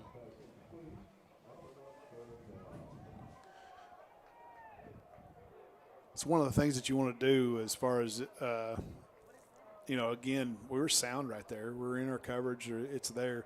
Kid got inside leverage on us. We're trying to wall off that number 3 receiver there with that backer. Kid got inside leverage and got open. Quarterback just missed shot. One of the few missed shots he's had all night. 3rd and 10, 9 seconds to go. Williford takes the snap. He drops back to pass. He's searching. 5 seconds. That pass is caught. He's going to be out of bounds with 2 seconds to go. They've got the ball in the 27. They're going to kick it, I imagine. They're going to try to kick it. I would think. From the 28. No, they're going to try to throw in the end zone. That shocks me. Really, I really thought this they didn't get it off. They wound the clock, which I don't think. I thought they had he was out of bounds, so I don't know why they wound the clock. But the white hat wound the clock. I think we've got a 5-yard penalty. I've been calling it down here. Number 2, I feel like he's been lining up in the neutral zone or off. He has not been lining up right. All that. I know it doesn't feel like much. That's a big stop right there. That's a victory. Momentum going into halftime. One of the few misplays, guys, I've seen from Van Buren all night long, really, and that was a misplay. His knee was down. Is that what I happened? got you, yeah. He was on a knee when Yeah. he caught that, so he couldn't get out of bounds. But they still had 2 timeouts, I believe, did No, they not? they were out of timeouts. Were they out of Coach. timeouts? Okay. Yeah. Okay. Well, hey, Coach Benson, got to give him a lot of credit. I mean, that defense was out there for most of the half, and for a team that scored as many points as Van Buren has, to hold them to 17, keep us in the game. Let's go back into the locker room and let's get reset for the second half. I agree. Looking down here, man, I love what Jackie Clement does with our cheerleading squad. You look at first of all, she's just a joy to work with. You can tell that she loves kids. You can tell it, the spirit that she brings and the mindset she brings with our squad. Just does a great job. And look at the numbers out there. Year in and year out, they compete and do a great job in their competition, both at the state and national level. But I love to see people that love the school they're in and pull and bleed for the school that they're in. And Jackie does that every day. Coach just does a fabulous job with these girls and young men that are out here. And, after that, we get to see the band, which we've already talked about the band a bunch this year. We've got a special band and a special leader in our band.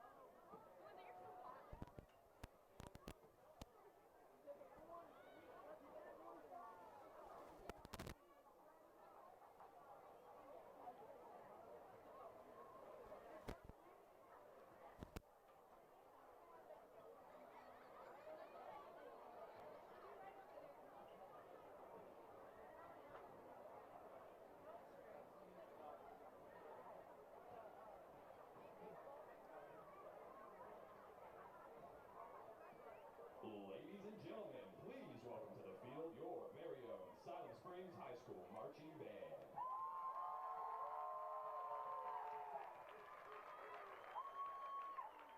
The band is under the direction of Daniel Hodge, Tyler Loretz, Taylor Petronio, Melissa Lesso, Tyler Osterman, and Caitlin Revedue, with additional assistance from Hannah Barker, Micaiah Barnett, Ashley Estes, Nicholas Soderquist, and Bryson Yeager. The band would also like to extend a huge thank you to Tyler Voss and the National Art Society for painting the grand piano prop featured tonight on the 50-yard line.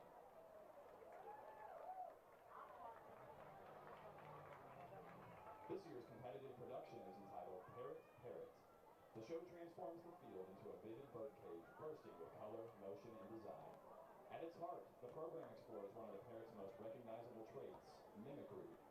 Listen and watch closely for themes of repetition throughout the performance.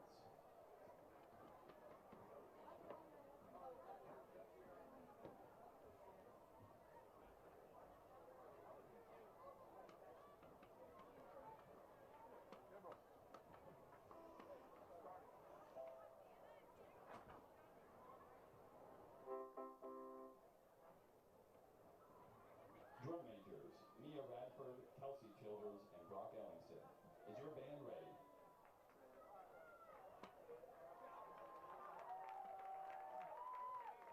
Siloam Springs High School Marching Band, you may now take the field for performance.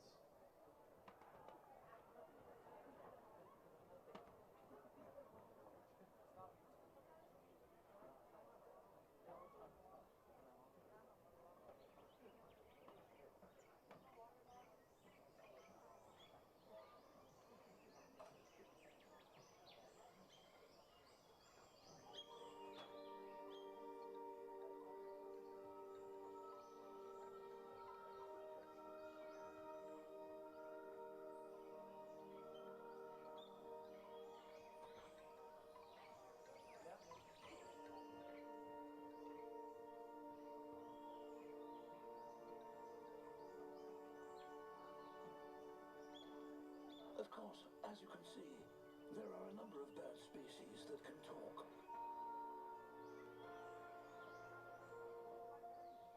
What they are doing is mimicking a call the same way we might imitate another bird's call.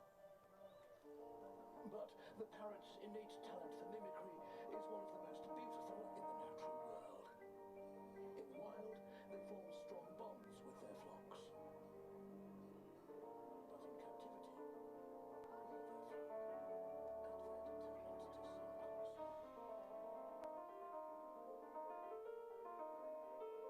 flock, and they're determined to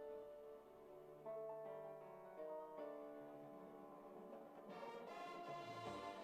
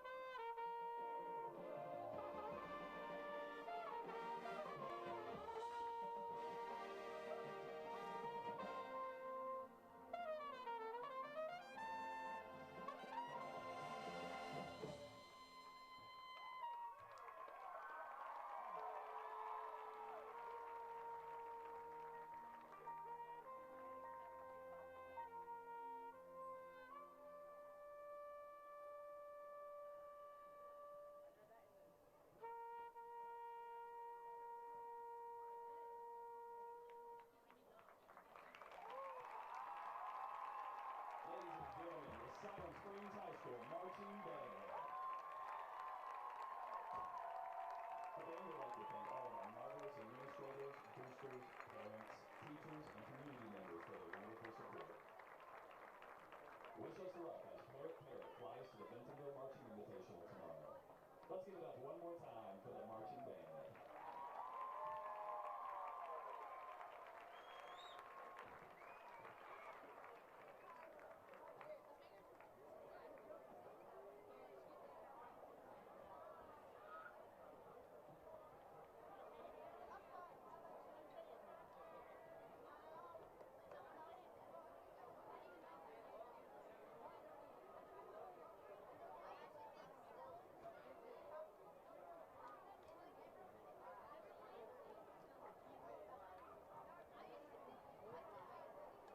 Ladies and gentlemen, please welcome to Siloam Springs, the Siloam Springs High School class of 2005. Please stand up and be recognized. Once a Panther, always a Panther. The Siloam Springs class of 2005.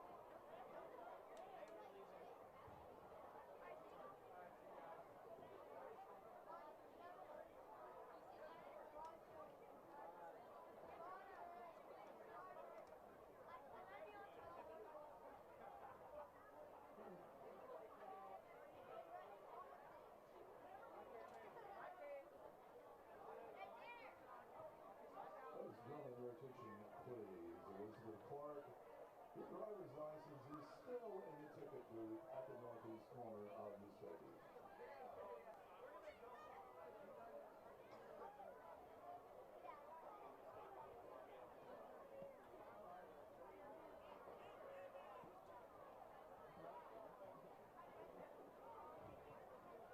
Ladies and gentlemen, at this time we would like to recognize our 2025 Siloam Springs Football Booster Club game day sponsors.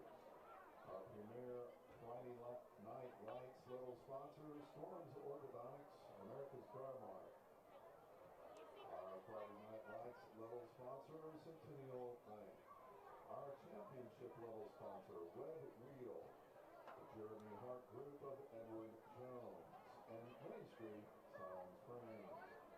Our touchdown level sponsor, Family Church, Jordan Smithson, State Farm, and Mark Alexander with Highland Park Shopping Center.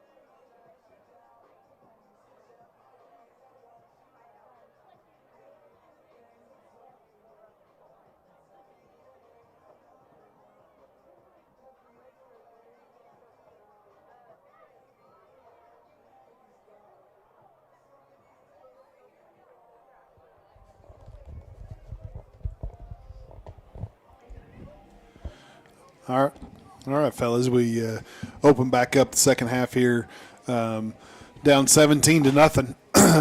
But we do have the ball starting out the second half. It'll be a big first drive. We need to adjust that volume there just a touch, I think. It's going to be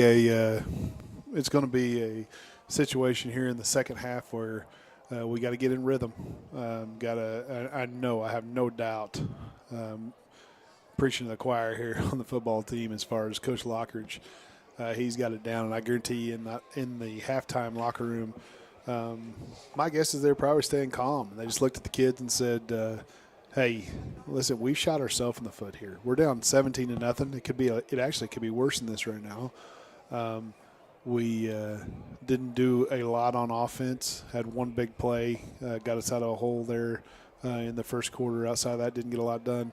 On the defensive side of the ball, we actually put them in 3rd and long. Won first down more than we lost first down. I think we won the battle of first down, but overall they came out, had success there in the second half, or in the second quarter rather. Some stats, Coach Lloyd. Did you get those stats there at halftime? If you want to go ahead and talk through those stats. We had Hayden Williford. He was 18 of 24 for 200 yards passing. Siloam Springs ran 15 plays for 70 yards. The big thing for the night already, though, is the number of plays. We talked about it. I said, when you go down to break down a film, I think back about breaking down film, typically like 60 plays is pretty normal for the night for an offense.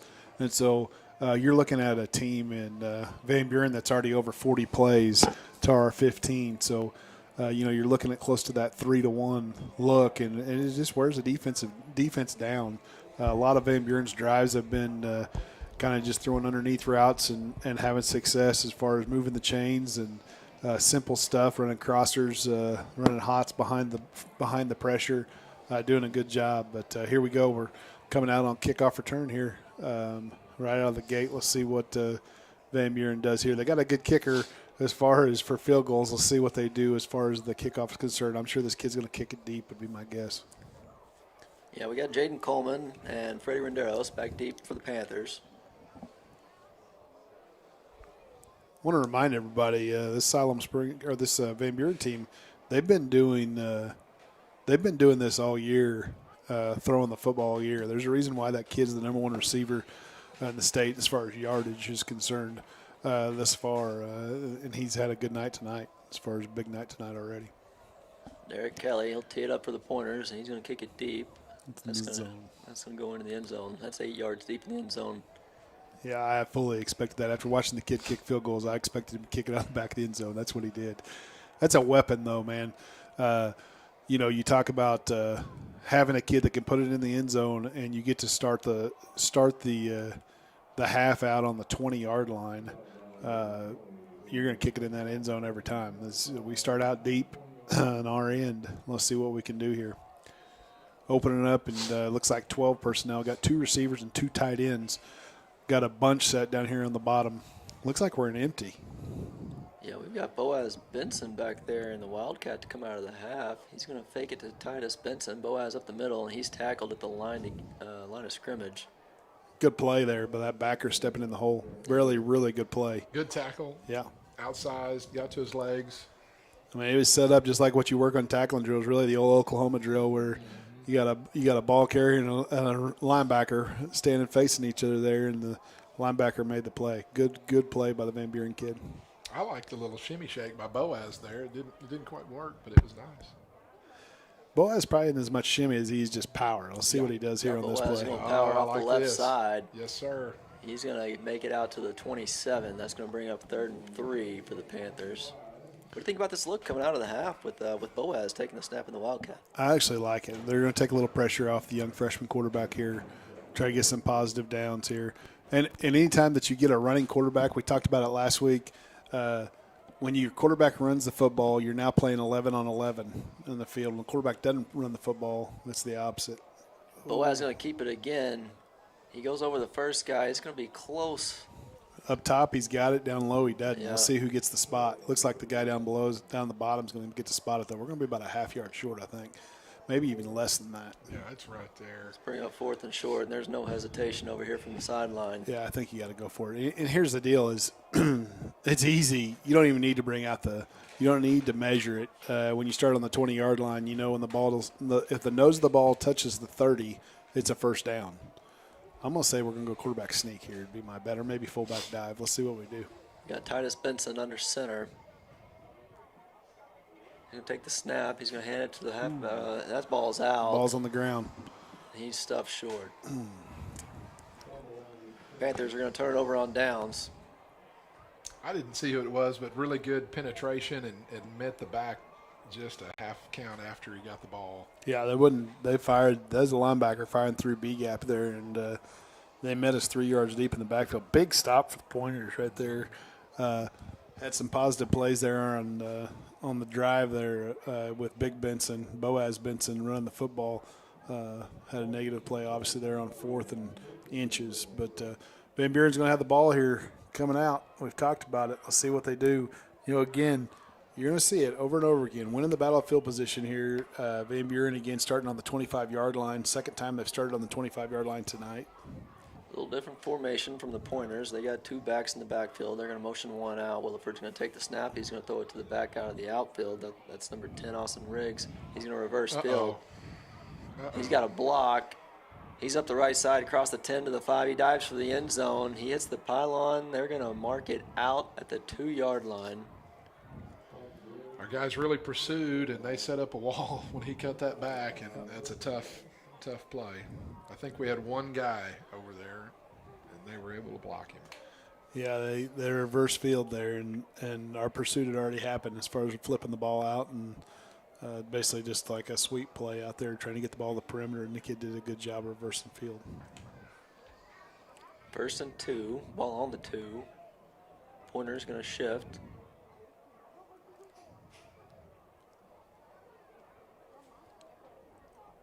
Williford's going to keep it. He's going to dump it over the middle, and that's incomplete. Nice Great defense by Jack O'Brien.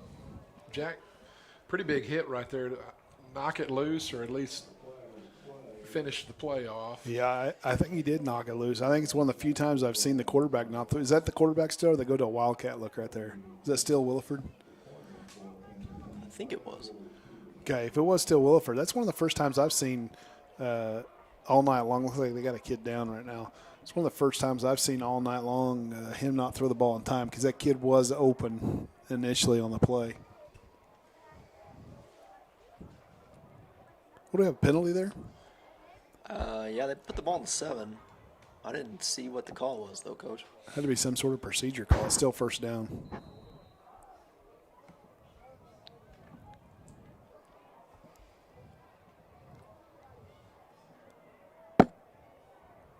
Ball of 7. First down for the Pointers. They're going to hand it to Christenberry, and he's stopped in the backfield. That's Isaac Calderon. That's physical, isn't it? Isaac's had a good game. He's had a good year this year. Been in a lot of tackles this year. Tonight we've seen him in the fullback position as well on the offensive side of the football.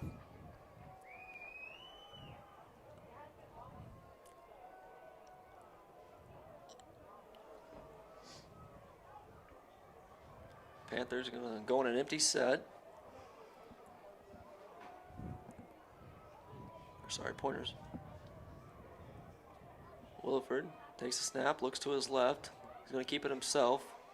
He's going to be taken down at the 5-yard line, maybe down to the 4. Looks like Connor Robbins was in there. 3rd down. Another big down. Yeah, it's the difference between being up 4 scores and 3 here. It's a big, big play as far as on 3rd down. And I look for the Pointers to try to stick it in the end zone here. I don't think a field goal is what Coach Henry's looking for. I think that they got 2. I'm thinking he's going to go with 2 plays to get in the zone here. Just the difference of being up 24 versus 20 is a big deal. Williford's going to roll out to his right. He's going to throw it into the end zone. He's short of the pylon. They called it incomplete. Yeah, even if he caught it, the ball, I don't think where the kid caught it, if it would have been a catch, I don't think he was in, even though he knocked the pylon on with his legs. But incomplete. Let's see what Coach Henry does. I would think that he would go for it here. Offense is staying on the field. Yeah. scheme-wise, it just makes sense. It's still a 3-possession game with a field goal. Doubles formation. Williford drops back. He's got a little pressure. He's going to run off to his come left. up. And he's going to make it into the end zone. Hudson Lockridge had a chance there close to the goal line. Williford put a good move on. And he got across the goal line. That's going to make the score 23-0 with the extra point coming.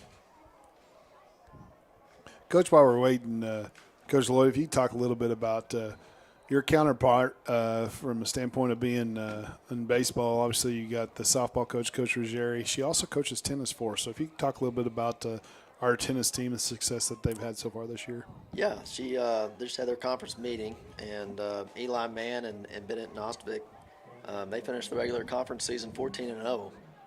They're going to be the #1 boys doubles team, I think for the second time in a row.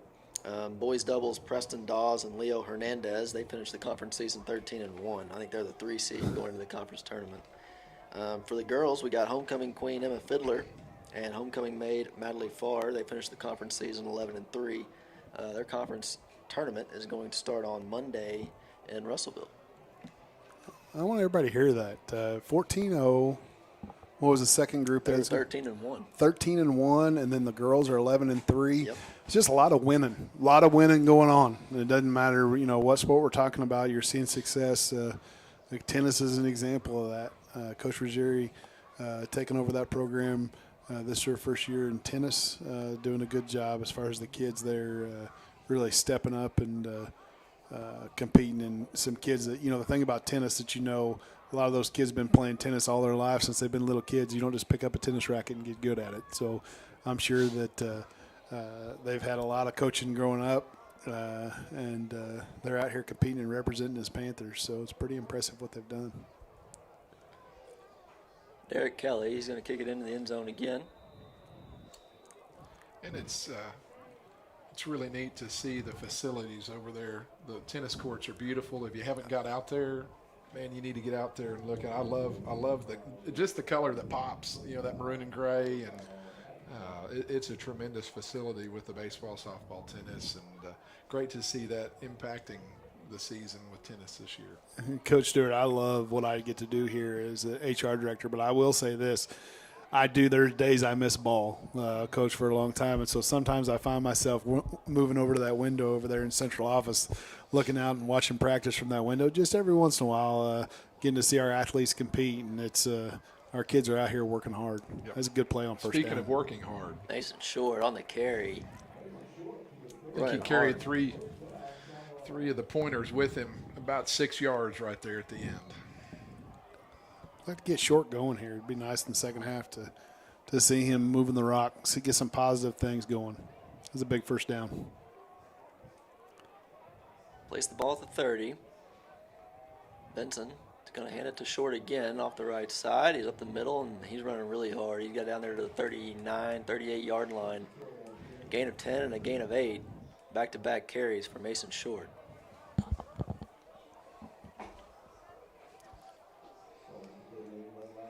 Second and 2. Ball on the right hash. New addition to the staff. We've talked about him already before. And that's Jackson Bray. Just out of reach. Yep. Jackson Bray, offensive line coach, done a great job with his squad this year. Proud of the young man. Actually coached him in high school. He's all-state center for me. And he's a special kid, high character. He ain't a kid anymore. He'd be upset at me calling him that. He's still a kid to me. I love him like a son, but he's a special player as a player. Was a great college football player. Started 4 years at Monticello, but has had immediate impact here at Siloam Springs. Here's going to be a big down for us. It's going to be fourth down. 4th and inches again. Yeah, 4th and inches. Let's see what we do. Let's see what the adjustment we make this time. What formation we get into here.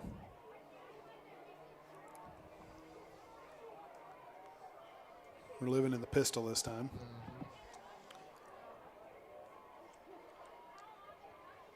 Benson takes a snap. He hands it to Short off the left side. Ooh, he reaches across the 40, and they're going to give it to him. Good second effort there from Mason Short on nice fourth late down. cut. Yeah, it was, Coach, because they had him. they had him at depth in the backfield, and he stuck his foot in the ground, got north and south, and got that first down. Big first down for the Panthers. Panthers move the chains again. Ball's on the 41.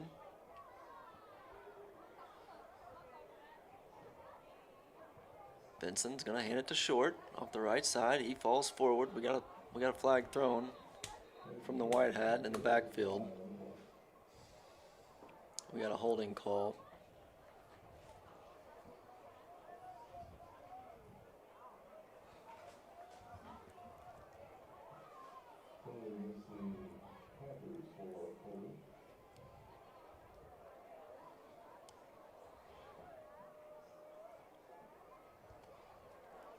So it remains first down, 1st and 20.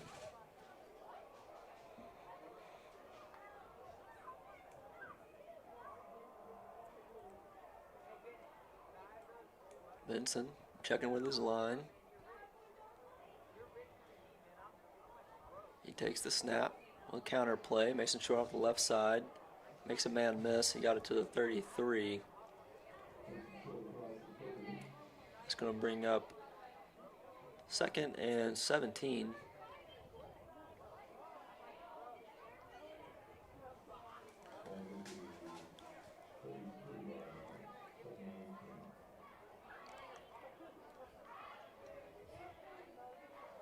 Titus drops back. He's looking for a man, throws it back across the middle, and that pass is caught by Stuart Schwaninger. Want some more? He's hustling down the sideline. He gets it across the 45 into the opponent's 43-yard line. Great catch and run from Stuart Schwaninger. I like it. Right now we got some things clicking on offense right here. Look a lot cleaner this half.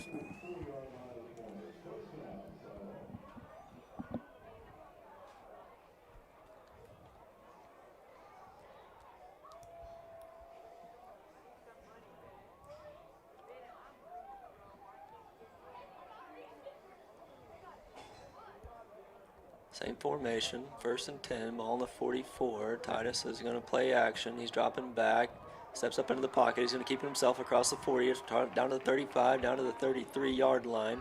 That should be enough for a first down. They're going to spot it actually at the 30. Really bad spot. That was a tough spot. I don't know what happened right there. The chains were moving. Everybody's going. Yeah, that's a rough spot, but still a really positive play on first down, and that's what we've seen so far here in the second half from the Panther offense. We've made some adjustments in there at halftime. I like it. 2nd and short. Counter again. Mason Short off the left side. He gets it down to the 31. That is enough for a first down. Titus was carrying out the fake, and Van Buren took the opportunity to tackle him right there. Yeah, Did you notice that? It's not a penalty, but yeah, it is. You can get roughing every once in a while on a call like that if it's obvious. But yeah, when you carry out that fake and get tackled in the backfield, it's just part of the game. Another first down. Benson, he's going to throw it deep to Jack O'Brien. He's fighting for position. It's going to fall incomplete. Good effort by Jack coming back over the top right there. I'll tell you what, we're playing hard. We're still playing, still competing. This is a big drive for us just to get some positive things going here in the third quarter. It's what you're looking for right now as a staff. You're searching for what guys are going to compete. When tough times happen, what guys will compete, and those are the guys you can go to battle with. As these kids, they mature as football players and grow as a football team, you really count on guys who competes when things are tough. Counter again off the left side. He's got some lead blockers. And the ball comes out. Van Buren has jumped on it. The Panthers turn it over. That's unfortunate. That was a really good drive. Had the momentum, and we're just not coming up with those breaks tonight, unfortunately. Yeah, that's our third turnover of the night. And when you turn the ball over 3 times, we know. Coach Lockridge talked about in the coaching show a couple weeks ago. Got to win the battle of turnovers. Big loss there. Jack actually, or not Jack, but Mason actually showed a bunch of patience there. And what you got to show in counter, you got to let that kick out, and then insert by the second lead blocker. And he showed good patience right there. And I thought he was going to hit that little seam that was there, and got the ball poked out. Pointer offense back on the field. Ball on their own 30. Williford's going to hand it to Kristen Berry. He falls forward for a gain of 3. Who was the quarterback that play? Definitely could have had it wrong, Coach. I thought it was 6, but we got a pointer down on the field. I think number 8 was in on that Was it play. 8? Yeah, is that? Number 8, that's Tristan Ray. Tristan. He's also a quarterback. So.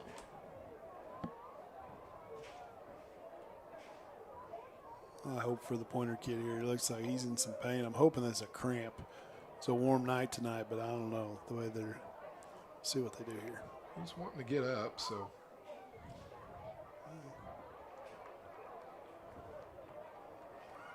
They're going to have to get a bigger trainer out there. Yeah, they're not helping him, are they? Yeah.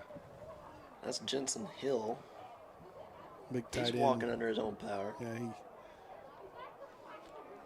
That's hard. The offense, a lot of good things, and like we said earlier, just not quite getting the payoff. Yeah, they moved the ball 50 yards there. I mean, Yeah.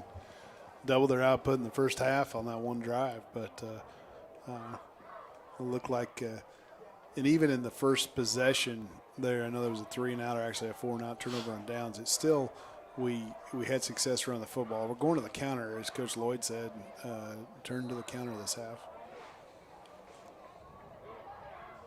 Pointer's going to send a man in motion. Oh, he snuck out of the pocket off the left side. He's going to throw it on the run. He's going to throw it away. He felt Boaz coming somehow. Yeah. I thought we had him. Again, Coach, I'm telling you, it goes back to that drill that you work every day with your quarterbacks. He got up shoulder pressure from his backside, which you're going to then reverse out, and you drill that. Just no different than what I know you're working your post moves and feeling leverage as a post player, whatever direction you're going. It's the same thing here with the quarterback. He feels that leverage. He feels the position of the defender and spins out of it. Williford throws it out to the right. It's good defense, but good catch and throw and catch.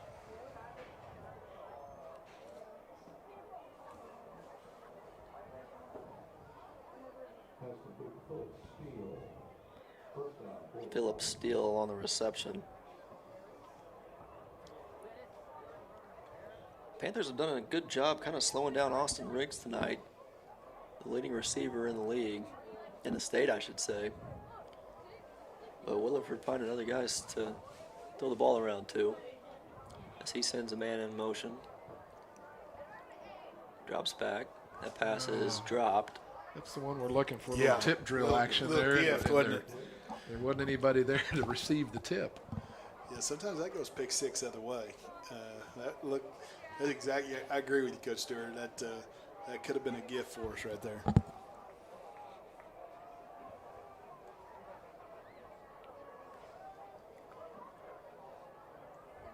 Second down. Ball on the 41. Pointer's going to dump it out on the bubble.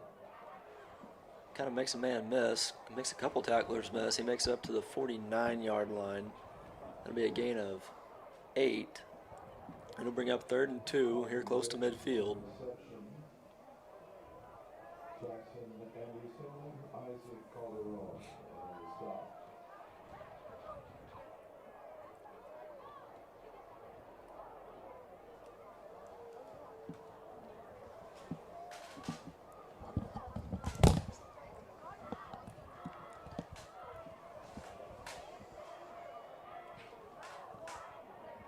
Handoff up the middle. He makes it across the 50. That's enough for a first down. Really good push by the offensive line there.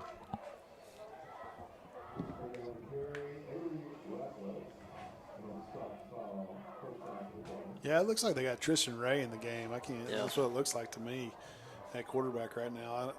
I don't know if I can't imagine them pulling their quarterback up 24. I wonder what's going on here. I mean, that'd be a big loss for the Pointers because that kid's a special player. We had several men in motion for the Pointers.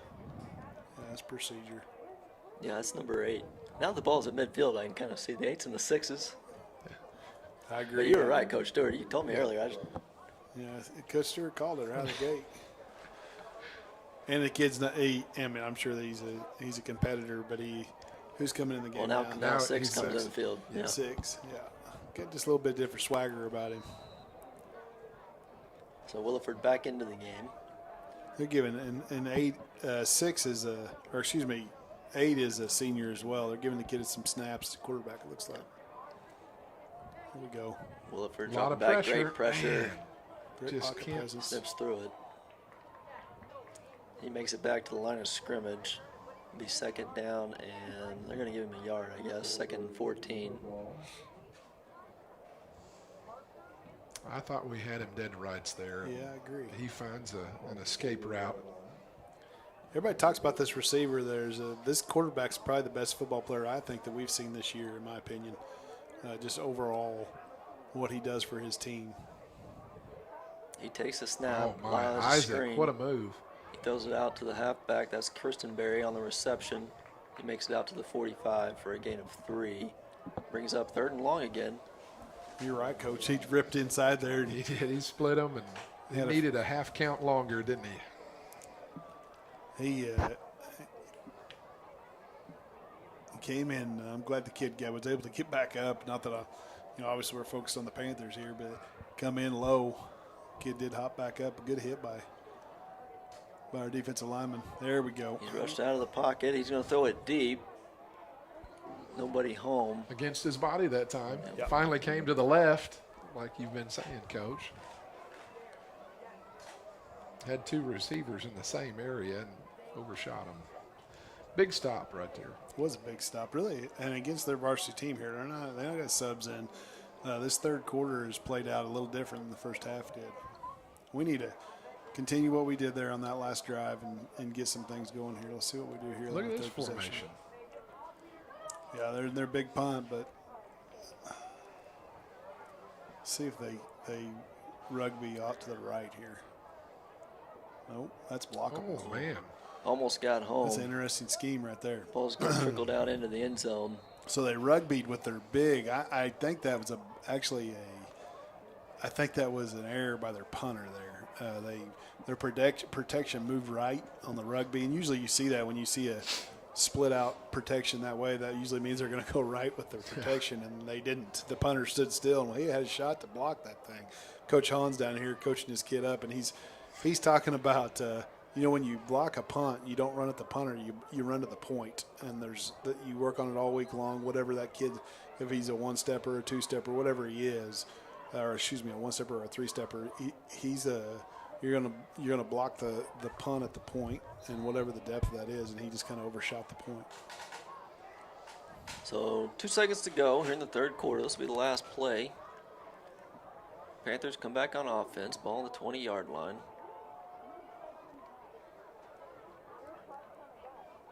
Benson's going to take the snap. They're going to hand it to Short up the middle. Gain of 7 or 8. He's still running hard. They're going to spot the ball on the 29. So we'll flip the field here. It'll be 2nd and 1 when we come back here in the fourth quarter. Good hard run. Boy, they were pulling at that football there. Mason did a good job keeping that thing high and tight.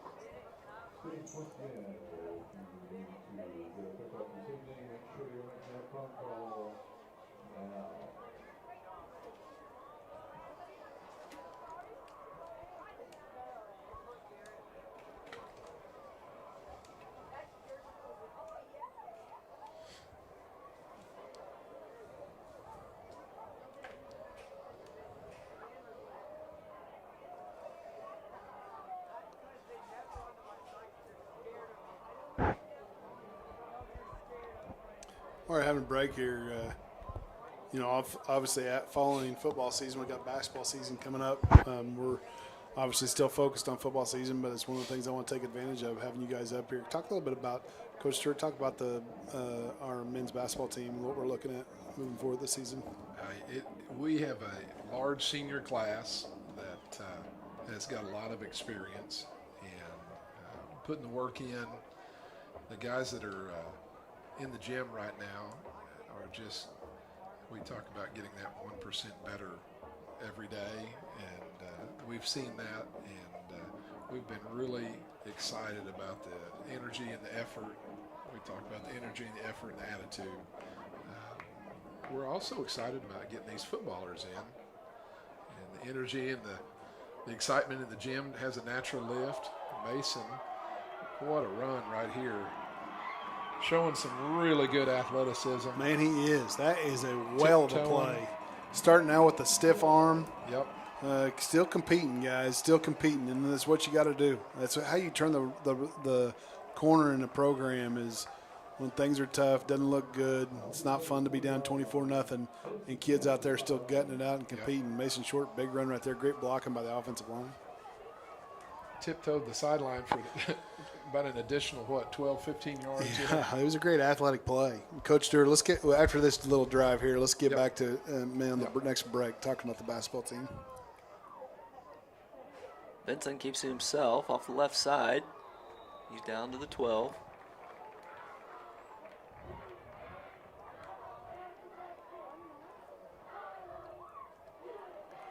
Run that same play back to the right side right here. What do you think? You know, it looks so different right now with, and this is how it is. And you look how the game is a game of just possessions and a couple plays. And right now it's 24-0. But you look at our first drive, we got stopped down here on the 25-yard line. They stick it in. They're up 17-0. Second drive, we march the length of the field. That first drive doesn't happen. We score on our second drive, 17-7. You're going in right now, 17-14 possibly. It's a whole different ball game. It's just how football works. Benson's got a hole. Running hard. Makes it down to about the 11-yard line. 3rd and 4. Panthers will have 2 plays here.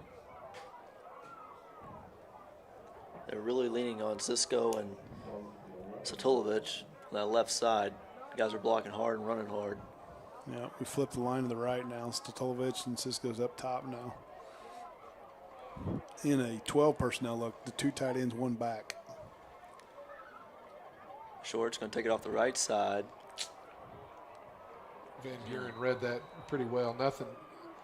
None of the motion up front fooled them. No. They stayed in their lanes there. I don't know the correct terminology, but no, they did. They stayed in their lane. They're gap sound right there.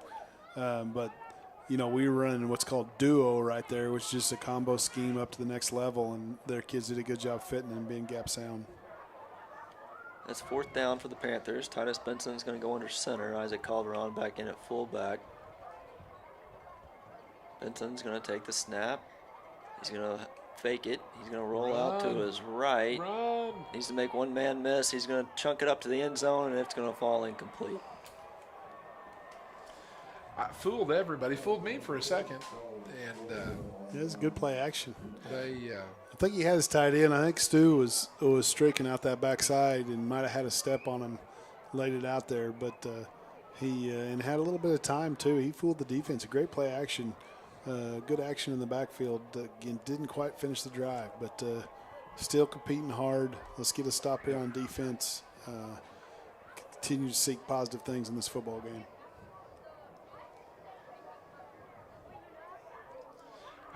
You mentioned Stu there, Stu, and the rest of the footballers that will come to the basketball gym later.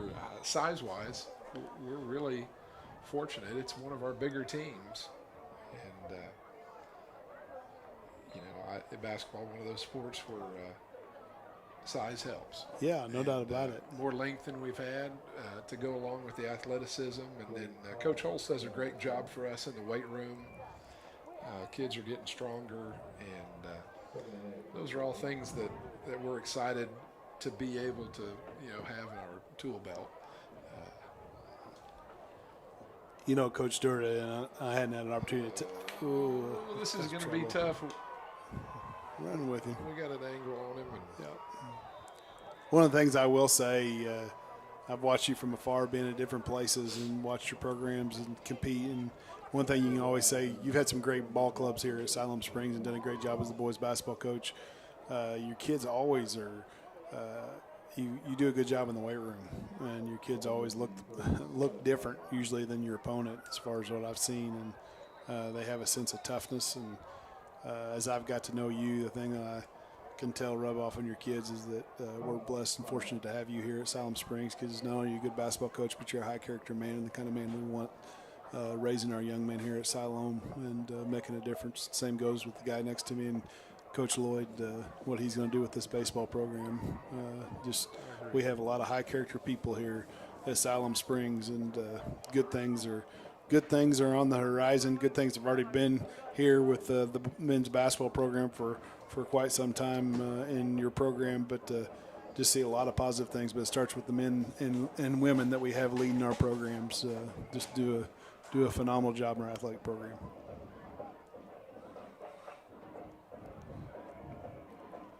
Thank you for saying that, and I will. I've been here. I was the young guy once, and now I'm kind of the old guy. But it's really a lot of fun when you can come to work and work with good people and have a good time and push kids, but then have kids respond. And we're blessed to have great kids. And I've been here over 15 years and been fortunate to work with a lot of great coaches and great kids.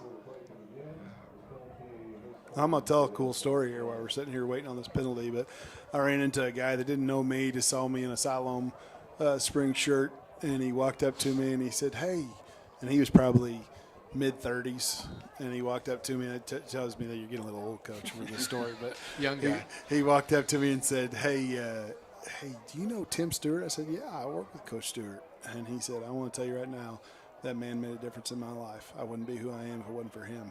There's not a better compliment as a coach of hearing something like that. So, again, blessed to have you and your staff and what you guys are doing in the basketball program here at Siloam Springs.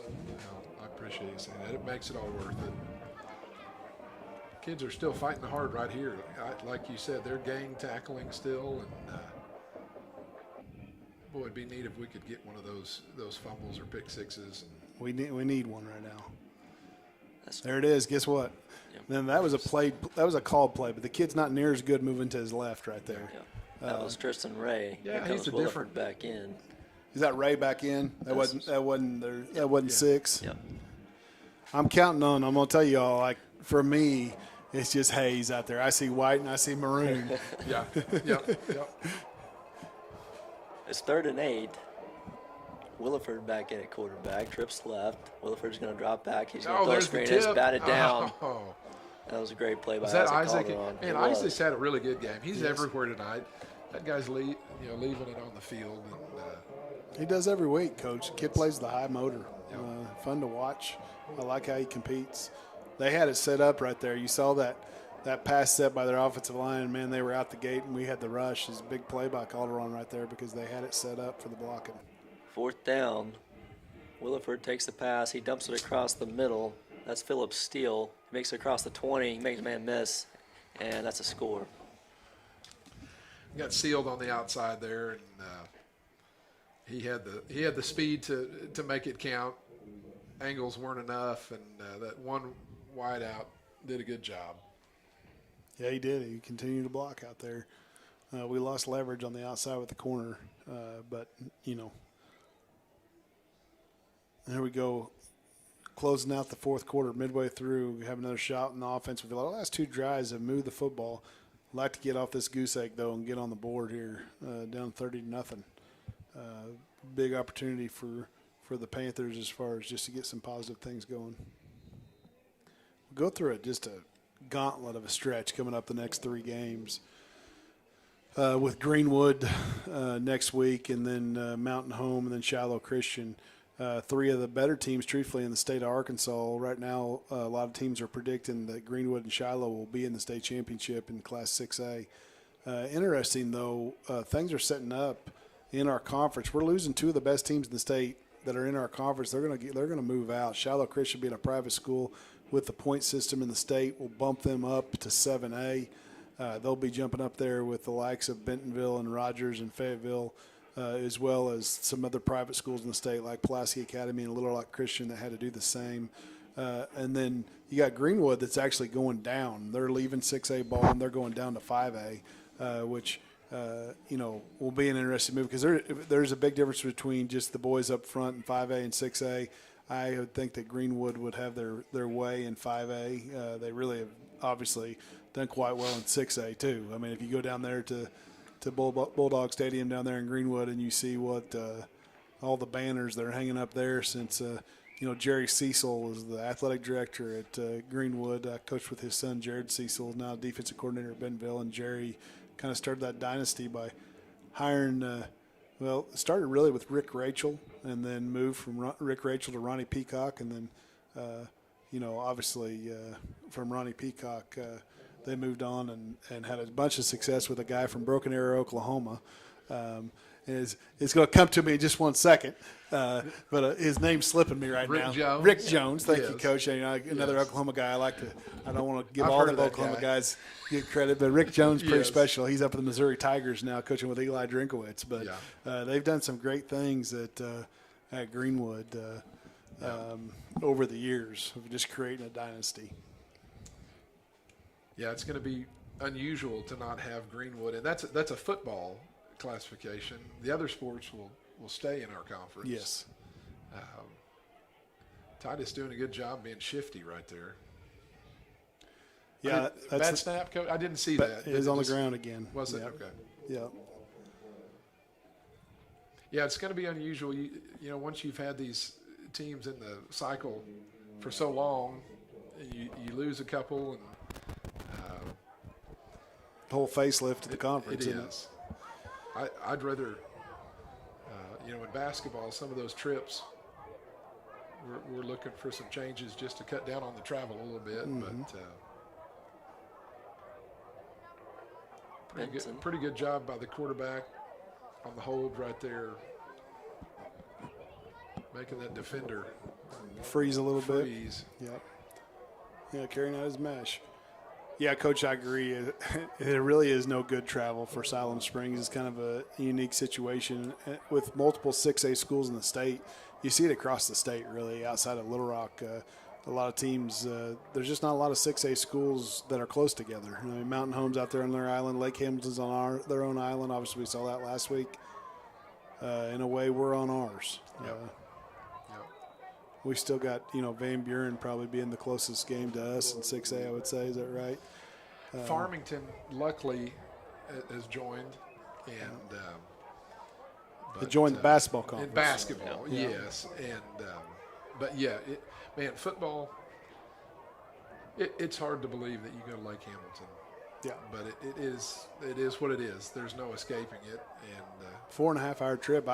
I feel for the Lake Hamilton boys more than I do our own because I can't imagine every game's that way for them. Yeah. I mean, they're traveling every single week a minimum of 2 hours.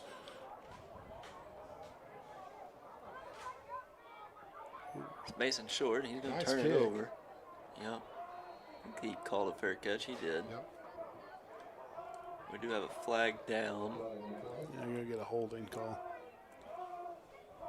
Yeah, we're excited somewhere in the future that we're going to pick up some of these P Ridges and who else? Prairie Grove maybe, or down the road maybe. Bump up. Yeah, at least in basketball and the other sports. I don't know about football.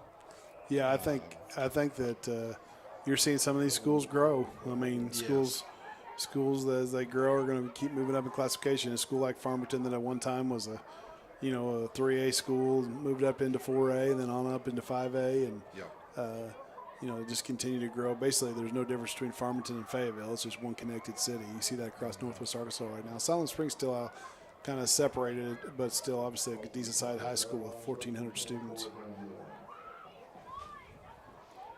See if we can come up with some sort of a turnover right here for the Panthers. Porter's going to toss it out to Austin Riggs off the left side. He reverses field again, and he's got a lot of open space across the 50 down to the 40. He's got some speed across the 20. Panthers caught up to him around the 15-yard line. Yeah, it's the first time I've seen tonight. Coach Lockridge is not going to be happy with that. We got a player down. We got Big Benson down there. I can't tell the number yet. It looks like a stinger maybe. He's shaking it off. Is that Isaac? It is. It's Isaac. Yeah. He's probably just a little tired. Yeah, I imagine he's gassed. Yeah, that's one of the few times I've seen tonight missing the number of tackles we missed right there. Missed 5 or 6 tackles right there. Back against the wall here, 5:40 left in the game. 31-0. Let's find a way here. Let's dig deep and get a hold down here inside the 20. Williford in the gun. He's going to send Riggs out in motion. Takes a snap. He's going to throw.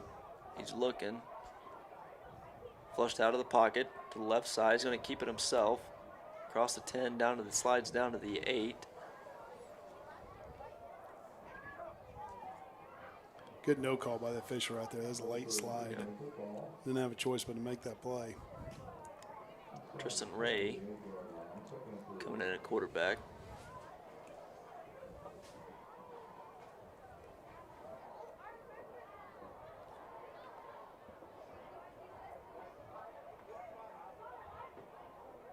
He takes a snap. That's Kristen Berry. He falls over down to the 3.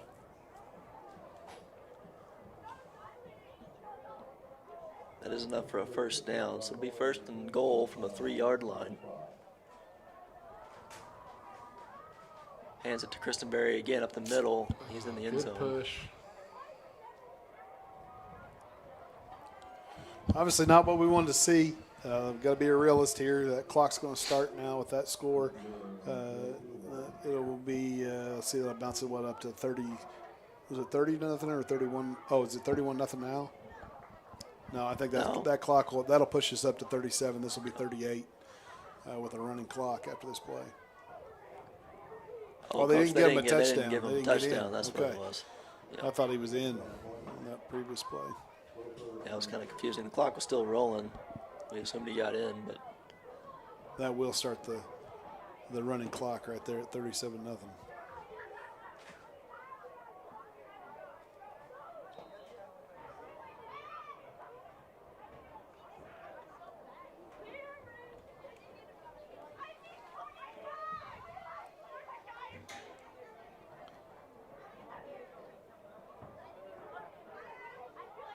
snaps down, the kick is up, and it is good. And that'll make it 38-0 in favor of the Pointers.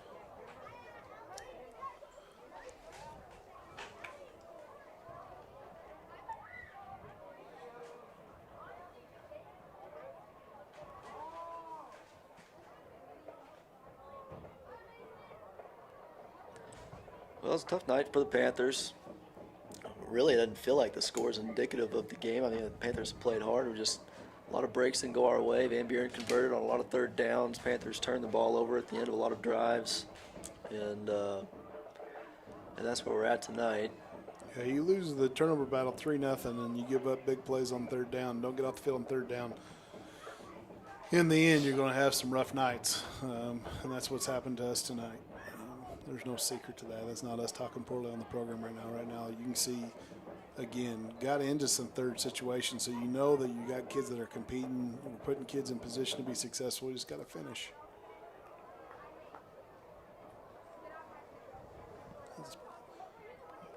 Not going to call that. The kid was 2 steps past the.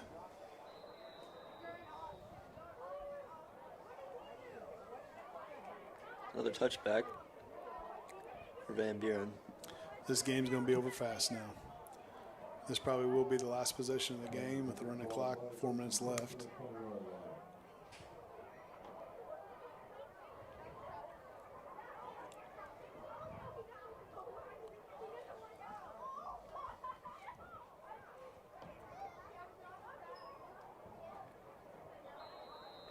Van Buren's got their second group out there, it looks like.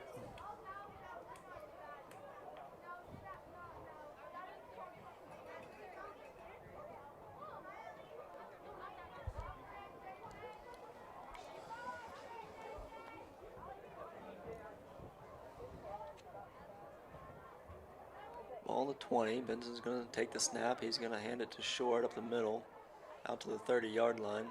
Should be enough for a first down. Like to get a good drive here, get up some positive momentum.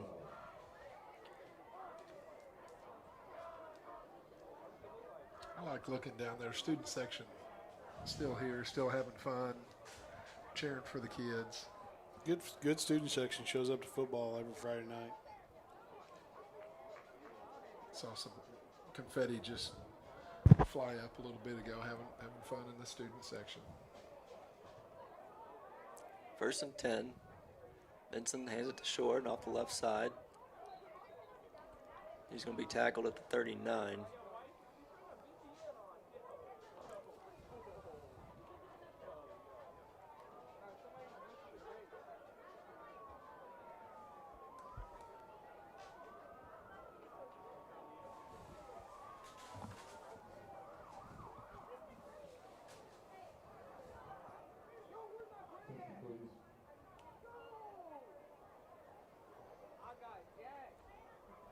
Second and 6.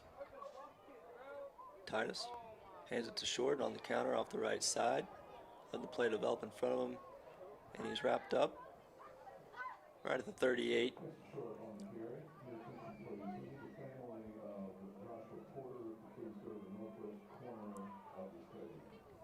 Got some emergency vehicles right now out in the parking lot. Hope and pray everything's okay out there right now.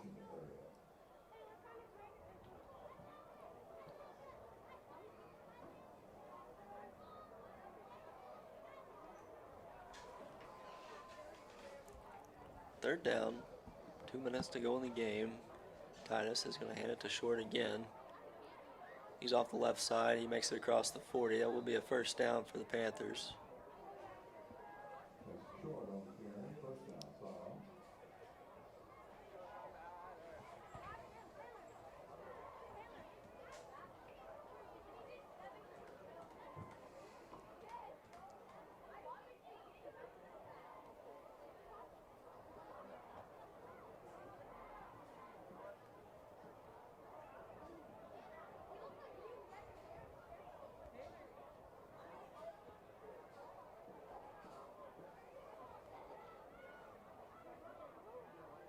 Benson.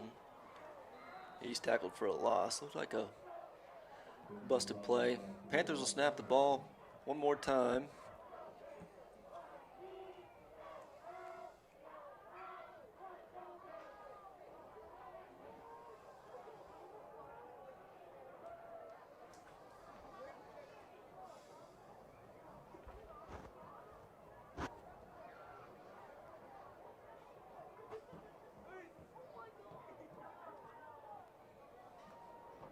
Benson hands it off.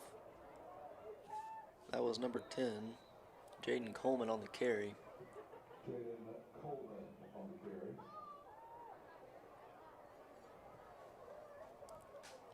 Looks like that's going to wrap it up.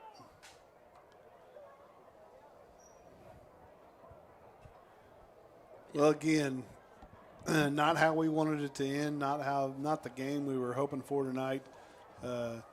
But got a tough stretch in front of us here the next 3 weeks. This season's just now halfway over.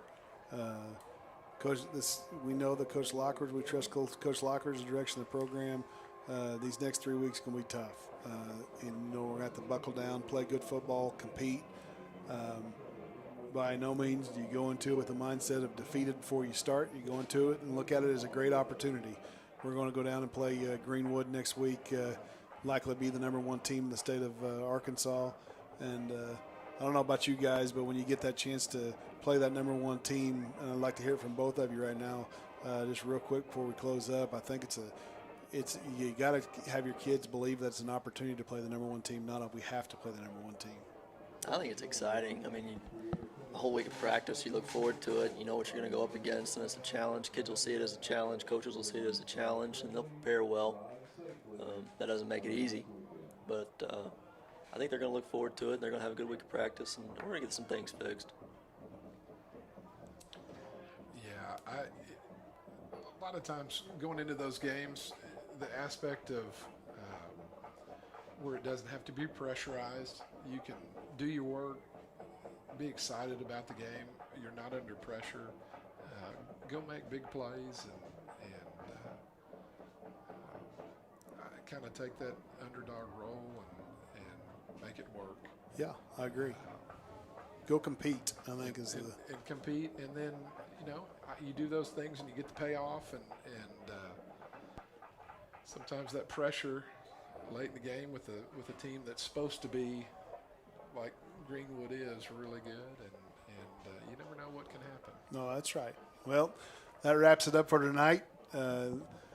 Panthers lose tonight, go to the season 2-3 now, 2-1 at home still, but 2-3 on the year, 0-2 in the conference. Go to Greenwood next week. We'll see you next week in Greenwood, Arkansas. Everybody be safe tonight.